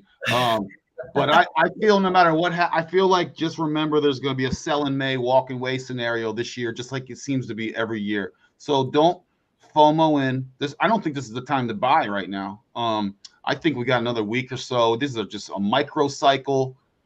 This is not the bull run. You're not going to, you know, I don't think you're going to get your 5-10X's like right now with the classic coins that we've discussed. You know, I don't care what any people are out there saying. People do have to make content. Just remember that. Some of these guys on the YouTubes and things, they make content every day. They need content. So they're going to have your clickbait title. I don't think from a technical standpoint that I think this is running out of gas. I think next week that you're going to start to see, but again, this is a micro cycle. So zoom out. I think we're going to have deep discounts in September of this year. I think the housing market is going to crash. That hasn't corrected with, the inflation or anything like that. Yeah. I think we're going to have steep discounts, and that's when accumulation phase, DCA heavy into your favorite cryptos. I think discounts are on the horizon. That's my humble opinion on kind of a zoom out perspective, Yeah, we might have one more dip back under the 20s before we get there before we get to the next halving. I love these conversations where people are like, you don't know what forecast is going to get owned. My forecast. I'm so bearish. I'm so bearish, bro. I'm sorry. I don't mean to talk over you. I'm so bearish. It's not even funny, man. I'm a little bit more bullish. Not as bearish, but I am still bearish. My forecast right now is, the next 6 months we'll still have some turmoil or whatever, but the narrative is going to be shifting mid-year this year for that Bitcoin halving. So people are going to want to be in position before, scalability starts to happen. Probably, I want to say mid 2024. So I think DCAing will be increased this year, mid-year. I do think that, because keep in mind too, Yellen, they're going to patch up this extension for the debt ceiling on Thursday, which will be pretty good. However, that's only a patchwork till June. And, there's two options already on the table talking about eliminating the debt ceiling. So imagine if you guys were able to take a look at your credit cards and say, something, just going to raise it. Just going to raise that debt limit on us so we could buy more shit, but unfortunately, like us, if we can't pay our bills, we get thrown out in the streets. For these guys, they just say, we're just going to lift the debt ceiling up, in fact, they're talking about eliminating it. But again, going back into my major forecast since January of 2021, you have a lot of central banks dumping US dollars, they're dumping the bonds, Japan being the biggest hit to the USD. They've been liquidating the hardest and fastest, well over China. They went from 1.3 trillion to now about 1 trillion and might be going under as we go forward. That'll drive the dollar down further. And, I do think the recession damage from 2022 hasn't been felt yet. We were able to afford it, but a lot of people are running out of money. So I do think that that's going to ultimately bring those deep fractures that you're talking about for those deep discounts. I would say Q1, Q2. But I do think by mid-year, we'll start seeing that turnaround where you'll start seeing that. This is a risk asset, just like stocks. People are, like you're saying, are not going to have the liquidity to put into these risk assets. Maybe, precious metals is starting to sound more and more interesting. I think dollar, I think the US dollar still has a good, I think people are going to seek the US dollar for a bit longer. Now, I'm not bullish on the dollar. I know the fiat. I get all that. But I'm just saying people are going to look for a safe place to go. Crypto's not it. And we're talking big companies too. Crypto's not it.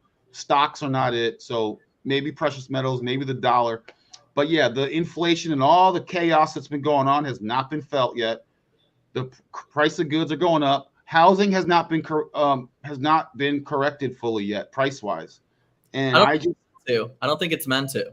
I don't think I'm calling September crash, blood in the streets. There ain't no blood in the streets right now, guys. There's little. You know what? The blood. I'll own my forecast. Own your forecast, and we'll see who's right. Okay. The blood is starting to be felt.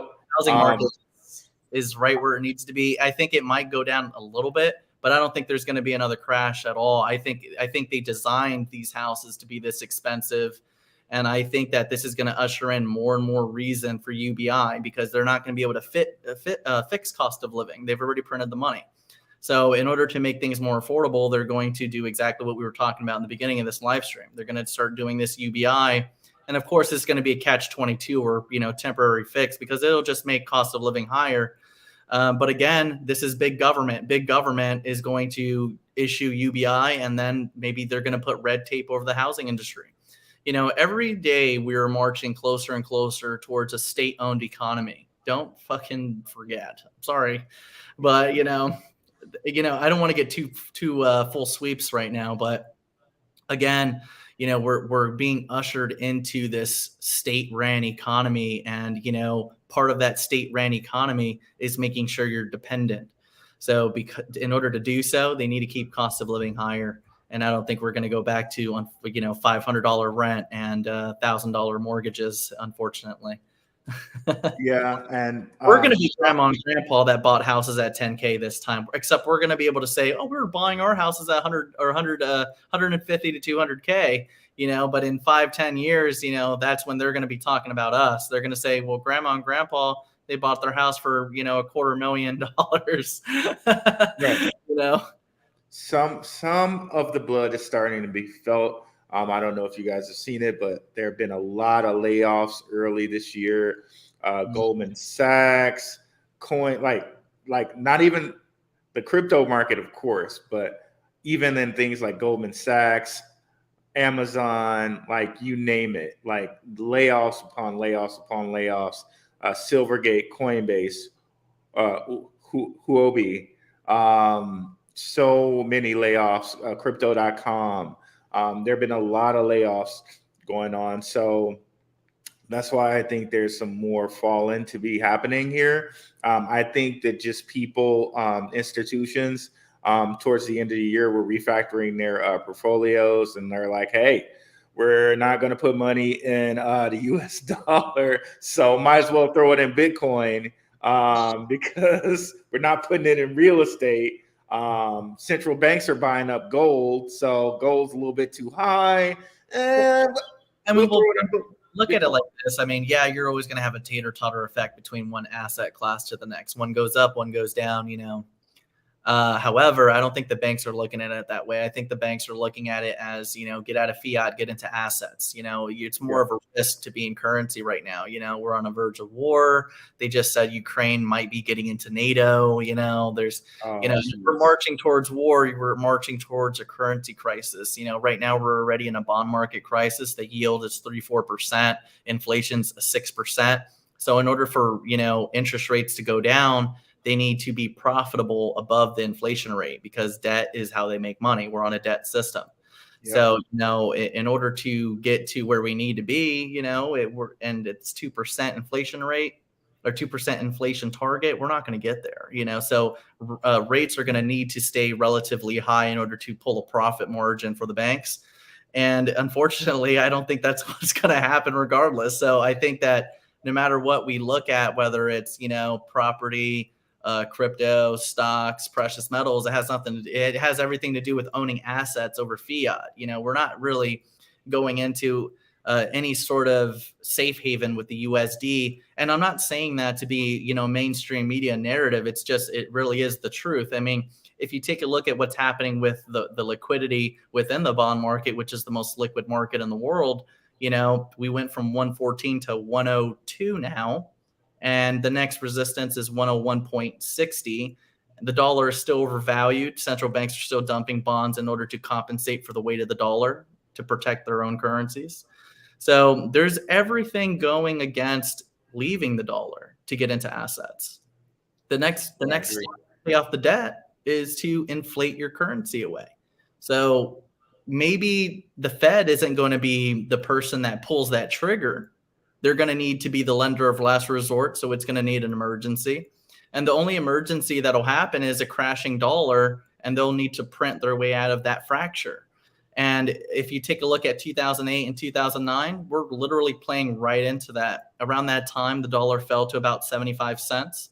If you take a look at another case study, which would be like 1994 bond market crisis, these are all things that lead to a currency devaluation, 30-40%, which means assets are going to rise. And we're in a global debt crisis. So what do you think the banks are doing? Real assets, though, not risk assets. Real assets. That's assets in general. Think about it. It's assets in general. The only reason why crypto goes up so well, it's, we have retail buyers and all that stuff. But, the reason why crypto is going higher is because the currencies are devaluing. We went from 114 to now 102. And there's a lot of things going towards another fracture in the USD. I think, we'll be at 75 cents, 70 cents by 2025. But that's the whole point of utilizing your buying power now. Utilize the buying power you have now to collect more asset for liquidity. And then by the time 2 years goes by, that asset will be worth more than the debt called liquidity that you put into it. And that's what the banks utilize in order to pay off massive amounts of the debt deficit. We're not the first country to do it. We won't be the last. By the Shout way, I'm out not to bullish. Crypto Blood. He was talking about that a little bit today, that if we break that 101 resistance, that it might be a little ugly. That's good. Well, look, if the dollar goes down, that means assets are going up. That's good for us. We're in this, cycle, this system. So that's the way you utilize inflation and deflation to make margin. That's our job. We look at what's going on. It's going to happen regardless. So all we're doing is taking advantage of those cycles. And by the way, Now, I'm not bullish on I'm not bullish on the dollar. I know but I think it's the least smelling pile of garbage in the dumpster as far as fiats are concerned. And I think when I say the dollar, I'm merely talking about like this year. Like, I think people are going to try to, some people, there's a lot of, I think a lot of institutions, I think a lot of people are going to look towards those real hard assets, tangible assets, and they're going to, the US dollar is going to be a part of that. It's a temporary thing. I'm not bullish on the dollar. No, trust me. I know exactly what you meant. I know exactly. Like a short in like a, kind of a quarter by, I think the next couple quarters, people will look towards a dollar. It's a temporary thing. And exactly that investment thesis you're talking about. Yes, man, use that dollar and then get out of it and replace it as soon as you can. And then, dollar goes down, your assets go up. And I think that's how it's going to play. And I know it's a real simplistic view, but I think that's how it's going to play. Bonds are in trouble, dude. Like bonds. Oh my gosh. You're going to have like negative. Well, you're losing money on both the rate and the principal. It doesn't make sense. And so again, this goes back into if the bond market is collapsing right now, or if it's draining out or whatever the case, when you have a bond market crisis, you have a currency crisis next. So, you're going to have a 30-40% decline in your currency. And we could use 08 to 09 as an example, or you could utilize 1994 bond market crisis. We were actually almost in the same predicament, except, Japan was telling us to stop doing things. Now we're the ones telling Japan to stop dumping. So it's kind of funny to see the shoe on the other foot here. But I do think that, it is bullish for where we're at. I get what you're saying on the safe haven, but the safe haven was more so, I want to say early 2022, because around that time, the dollar was at 114. And over the course of a year, now we're at 102. So I do think, we will have that fracture, like you're saying, in the market, that first quarter, second quarter, somewhere in there. But in the midst of all this happening, the dollar is draining further. We're probably going to break under $1 as we go further, because think about it. If you see the dollar's overvalued and you're a bond investor, knowing you're losing money on principal and interest, you're going to be dumping dollars to get the asset, right? So on top of this, maybe Bitcoin is going to be more hazardous to your portfolio if you're purchasing right now. But because Bitcoin dominance is at 40% roughly, earlier it was at 37, I think, the alts are cheap enough to where even if you were to DCA at this time, going into, quarter 2, 3, 4, and so forth, they're low enough to where it might make sense, because at this time, this is when you want to collect your alts. Because as Bitcoin is going through its volatility, every time it goes up and it bleeds, it's bleeding into those alts. So, as we go further and Bitcoin starts to scale and it's still doing its waves, every spillover is going into those alts. And eventually, when Bitcoin's dominance gets further and further and bigger in value, your alts are going to get enough of that bleed out to be substantial in multipliers, well above what Bitcoin can offer you. That's my opinion. And about all the stuff that you guys mentioned there, that's what makes me a little bit bullish on, or a lot of bit bullish on Ripple, that they can provide on-demand liquidity. So I don't know. What do you guys think about that? I'm super bullish. Bird dog on this because I'm kind of a negative Nancy at this point. I feel bad. No, it's okay. I like to hear other opinions. I mean, I'm super bullish on XRP. Not from a fundamental standpoint. I feel like they're going, they're the lizard class, you know what I mean? But just from an investment ROI perspective, I think XRP is going to crush. I think all the ISO coins are going to crush and do amazingly well.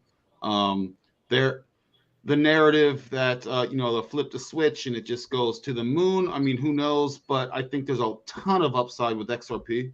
I don't like them personally, but just again, I think when it comes to the IMF, yes, they're in the Davos. Yes, they're with the World Economic Forum. Yes, they're going to be the rail. They're laying the rails down to, start to replace Swift, and all those narratives. Just looking at the fundamental analysis is incredible on strictly being objective from a investment standpoint. That's how I see it. I think that, well, as long as the banks adopt it, because put it this way, if the banks adopt XRP and they start launching their own tokens on the XRPL, that could take up enough liquidity to send XRP.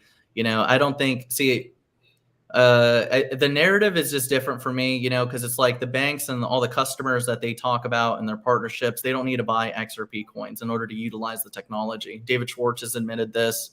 On top of this, another thing that people don't understand yet or don't get, and it's not an evil, Brad Garlinghouse does buy and sell his own coin in order to generate revenue, so he needs to find a way for a business to crypto model integration there where that'll generate value, but capture the value instead of him needing to buy and sell.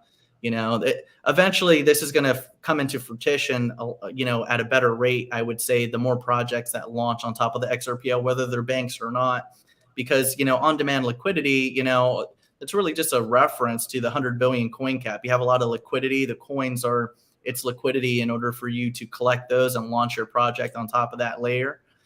So eventually the only thing that's going to bring real scalability to XRP is that, maybe if a bank adopts it, but it's still that bank needs to purchase those coins and launch its company on top of that layer. That's going to create more scalability. So the more projects, whether they're banks or, whoever, that's what's going to create true scalability. However, I will say that the price targets that people have are skewed. They're backwards. You should be thinking less, or you should be thinking like, even at a $5, $10 rate, let's say, you still got to take into account that you're looking at the cycles. Why did that first cycle go to $4? What was the difference? There was less partnerships. There was less development. Nobody knew about Zoom. Nobody was creating escrow accounts for their family members, and they still don't do so today. If you're an XRP person, every community should be taking the time to make sure that people are utilizing the XRPL, not just for minting coins or anything like that, but, talk about that escrow account, because, everybody could put away 1,000 XRP for 18 years for your kids or, what have you. And it's easily done. You hook up your Zoom to it. You could get it done in under 120 seconds, create an escrow account, put your XRP into it, time lock it to deploy your funds into your Zoom wallet after the time lock is over. But what I did for my kids was, I put my XRP onto a Zoom wallet. I put an automated time lock release, and I put a time limit for 18 years for my daughter. And in 18 years, it'll automatically deploy the 1,000 XRP that I saved her, and it'll deploy into that Zoom wallet. So I really do feel like, the XRPL community should talk about that a little bit more and start talking about, why we need more builders. Because the more builders, the more scalability you're going to have. Each company that's launched on top of that layer is driving demand to buy those XRP coins in order to swap them for the DeFi project. So we need to continue the education on builders and why we need them and why projects are needed. And the more projects that are launched, the more scalable that layer one will be, or whatever it may be. It drives demand. So, this is something that I really want to drive home for a lot of people. Whatever coin you're looking at, it all works relatively the same. Gotcha. All right, cool. Then what do you guys think about Algorand and Hedera? I know we mentioned XDC, we mentioned Said Opulence. Stellar, we mentioned XRP, but we didn't touch Algorand and Hedera yet. Algorand, I like Algorand. It's a central bank digital currency. It's already adopted. That's cool. I think XRP will eventually be adopted as a CBDC. TRX. I think. I don't think ETH will be it. Because I think a lot of if you're going to be a CBDC, I do think you need to have more coins. So that's kind of my opinion on that. What? Not to bring up TRX. I did not know that Justin Sun was so like Justin Sun's like a freaking superstar out here. Oh, like he's godlike trader and builder. He's beast. He's beast. He worked at Ripple. He created their payments protocol system. He is not a Mickey Mouse character. A lot of people see him as a young cat, and I think that. I mean, that's what we build on Tron. I like Tron. We could work with Binance or Polygon, ETH. Any layer. Is you could. Once you play with one of them, they're kind of similar in a way between other ones. But again, TRX is definitely ETH 2.0 on steroids. A lot of people don't see that yet, but it is very fast, near zero fees, and it could be free gas fees. There's virtually no gas fees if you stake your Tron for 72 hours. You get energy and bandwidth, and you don't have a fee at all. And they're so they're like very into East Asia. Like they're heavy over there. And the fact that Justin Sun was like World Economic Forum, like global shaper or something like that. Not a young global leader, but like the tier under that, I guess. Yes. And then like my man has diplomatic immunity because he's like a permanent like attaché to the World Trade Organization for Grenada. I'm like, this dude's like, yeah, bro, he's doing it big. I really like Justin. That's why we chose Tron TRX to build. When we wanted to build on a layer, I shopped around the different companies. XRP didn't have smart contracts. It still doesn't have smart contracts. Do they have hooks and side chains? Yeah, but that's not the same.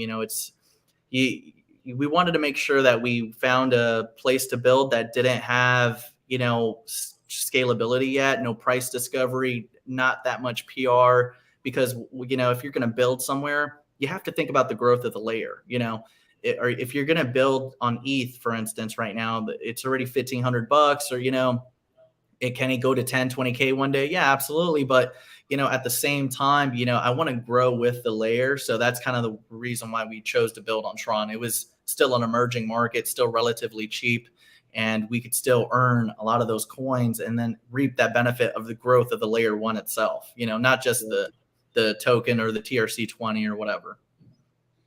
And Tron's is a fixed supply, isn't it? It's actually it's deflationary and inflationary. They don't print anymore, and it's burning a lot of tokens. But is there any real permanent mechanism to it? Not really. Does he operate it in permanency? Yeah, in a way, but still, because it's written in the smart contract that it's available to be moved or changed.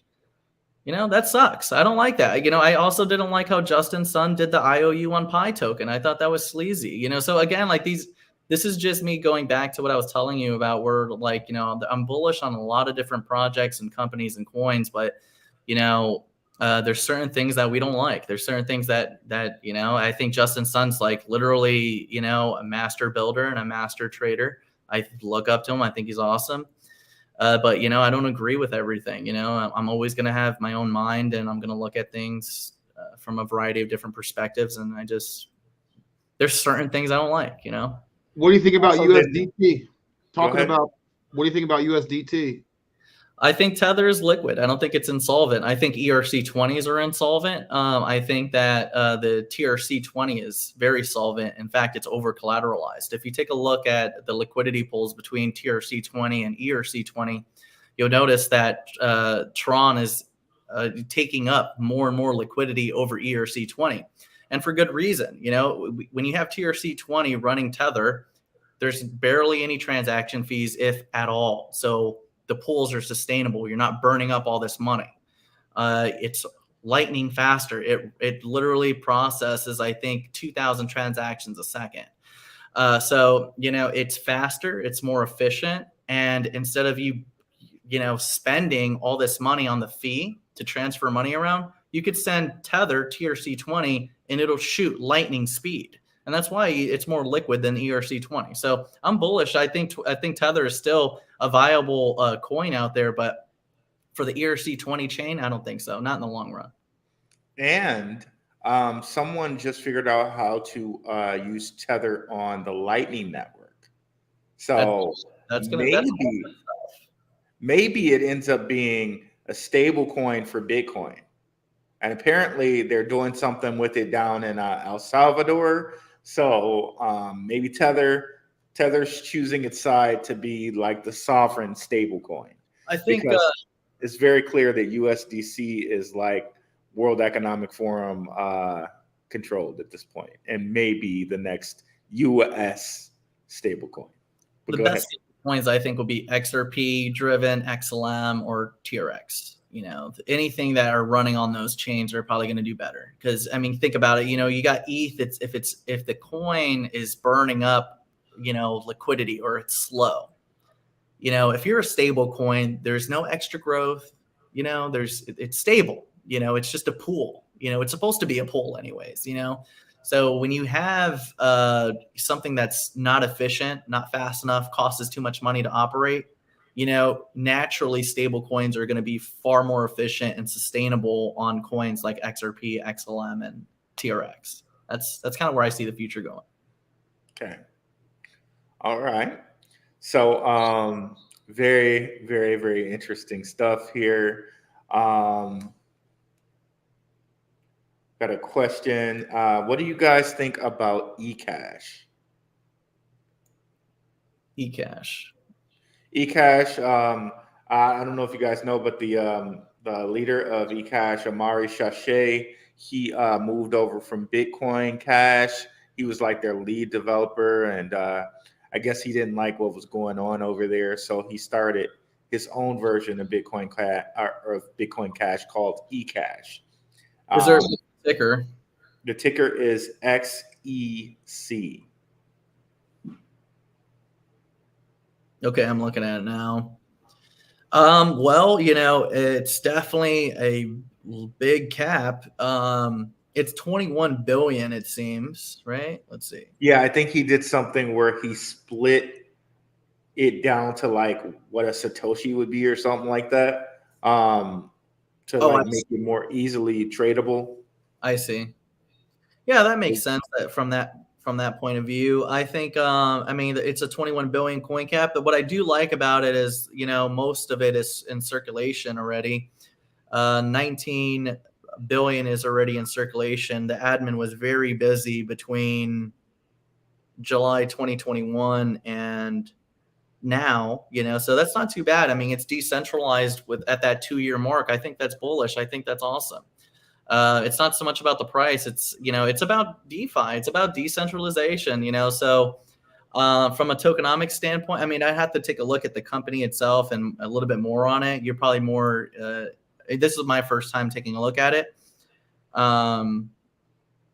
But, I think from a circulation perspective and its cap and due to its entry, I think it's not a bad buy, just looking at it from surface level. Yeah, if you listen to Amari Shashay, he's really about like sovereignty as far as money goes. He implemented the same consensus as Avalanche on there. He called it Avalanche. Yeah, I think it's a pretty interesting one to look into as far as like sovereign money. eCash is definitely something to look into. Now, how do you guys feel about privacy coins? I know we got into that a little bit. I think they're going to have a really big target on their back, especially Monero. So hard. Yeah, what do you guys think about that? I love privacy coins. I love privacy coins. Okay, I guess then Dion, can you say a little bit about it, and then we'll get back to Bird Dog because he did give us a little bit about it earlier. he's probably more experienced on it too. I just, it's hard for me to believe in it. I never feel like blockchain is going to be private at all. We made money on Zcash back in the day, and that's as far as I took it. I just kind of got into this, and this is just me, I just got into this, mentality that's just like nothing's ever going to be private, so I just don't want to go into it. You know what I mean? So and he's probably way more experienced, knowledgeable on this than I am. It's hard for me to ever believe in it. Yeah, so there's really interesting developments with what's funny about Monero is they partnered with I believe it's Secret and some other Atom Cosmos IBC related projects. So there's some partnerships going on there. I've heard of Secret too, yeah. Yeah, they're another one of those coins on there. I think they have like a VPN, I think there's some VPN thing going, but there's some partnerships there. But I think once dude, I'm so bullish on privacy coins. Just wait until people realize they have zero privacy with their transactions. They're going to seek alternatives, especially they want to hide their visibility as much as they can. Now, let me tell you about the visibility aspect. What's being built now is already in place for like things like Pirate Chain or what's called atomic swaps. Think Tornado Cash, but with zero proof, zero records, no saving of any records at all, and zero proof, meaning you can try your blockchain analytics, but you cannot see who it's going to, where it's coming from, or how much it is. Gotcha. And then go ahead. And then you send that to a atomic swap and swap it for something like Bitcoin or whatever. And then you can't tell where it came from. And you also, so atomic swaps, looking at them, atomic DEX, look at atomic DEX. So the privacy aspect is there. They have their own wallet. It's encrypted at a protocol level, at the default level. So even though it's on your phone, their app, from app to app, it's encrypted. So even though you have your phone, even if your phone's compromised, right, they still can't see your wallet. And also, there's look up I2P internet. It's like peer-to-peer internet that they're building as well. A whole network involved in that. So the security aspect, I know people go, oh, on the internet, nothing's safe. No, I get that. We use antiviruses still, right? We use VPN. I use a proxy VPNs all the time, right? So it's just like a layer of your own privacy, right? It's not a one thing fixes all, right? But it's a layer, and people are gonna be dude. I got people I got millionaires in the UK that were like, I'm going to Monero, and it's like, whoa, why? Because they're getting taxed so heavily on their crypto gains. They are looking for alternatives, right? Now the on and off ramps, that's also solved as well. I don't know. I don't really like to share that on the open channels like this, but there are on and off ramps, non KYC, which you can sell your coins without KYC. So yeah, for those that talk of this narrative that they've received, and this is, I'm not talking about you, I'm talking about everyone.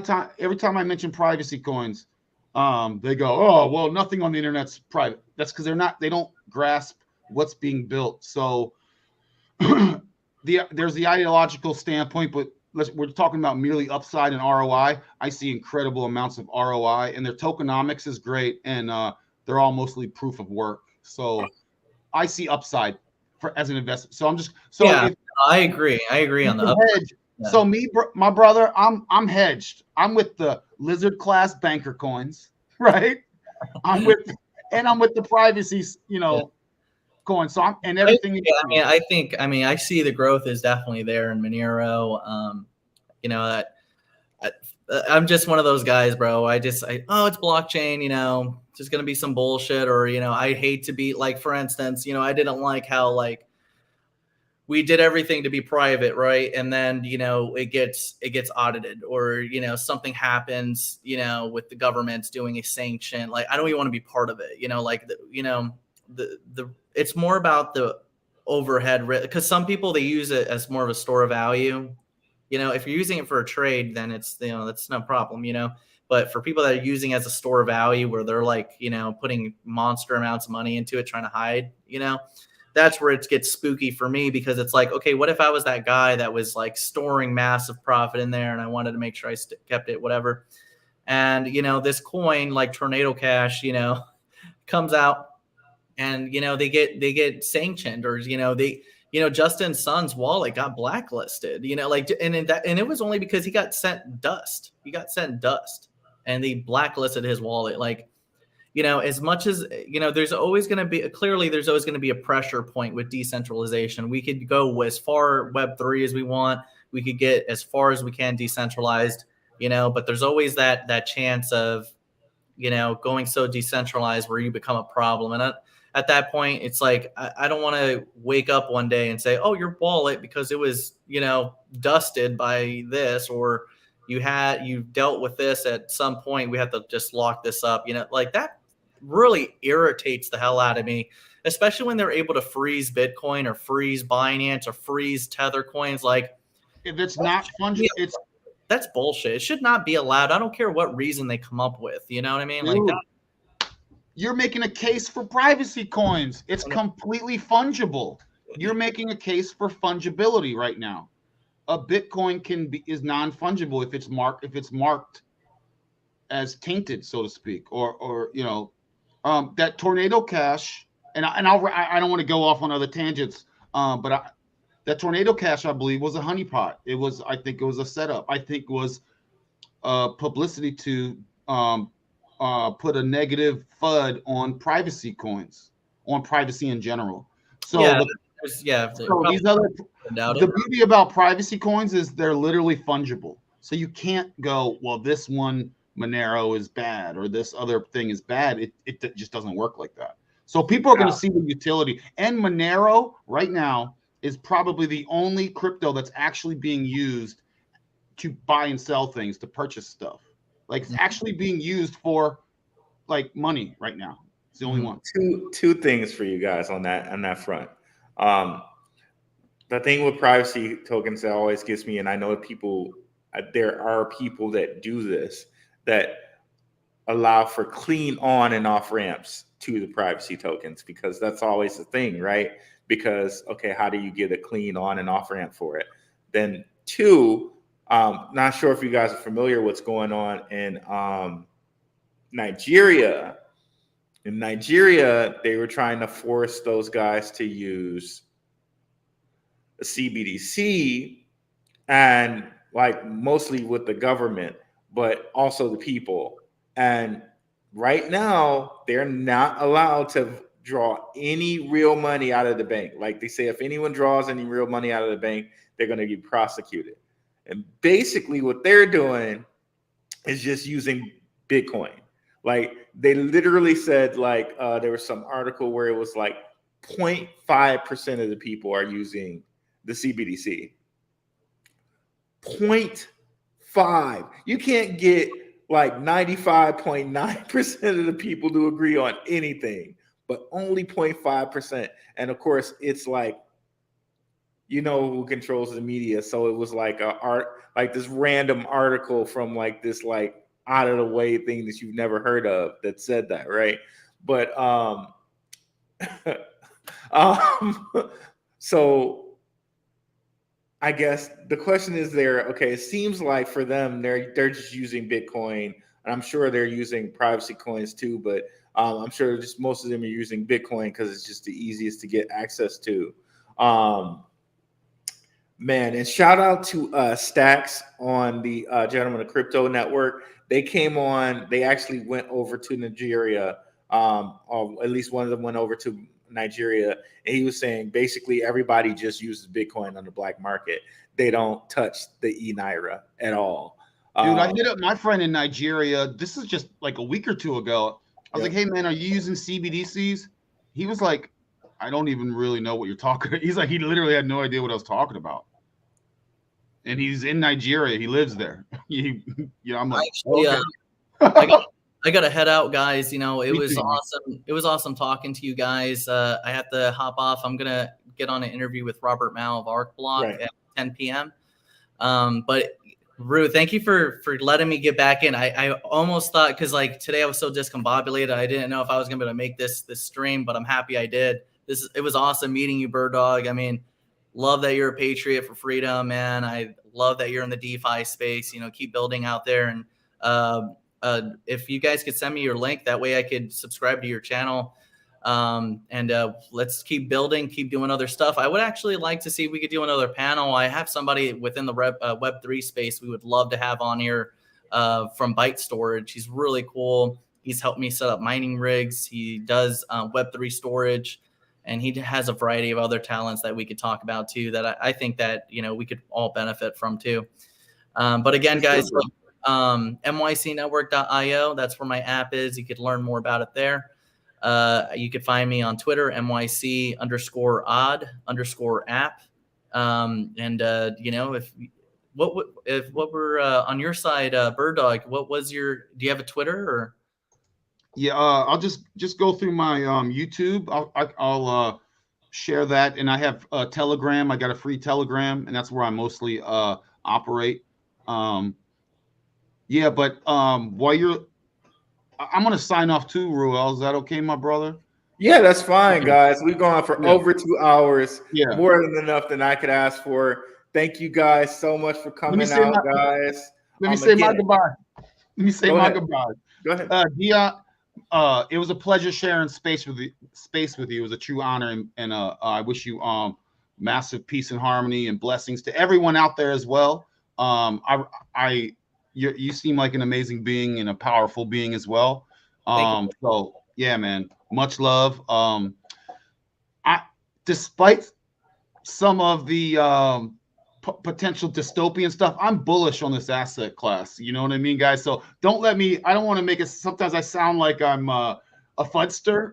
I'm just trying to be realistic and keep my emotions in check and see things for how they really are. So how I can best adapt my personal investment thesis. So I also teach DeFi.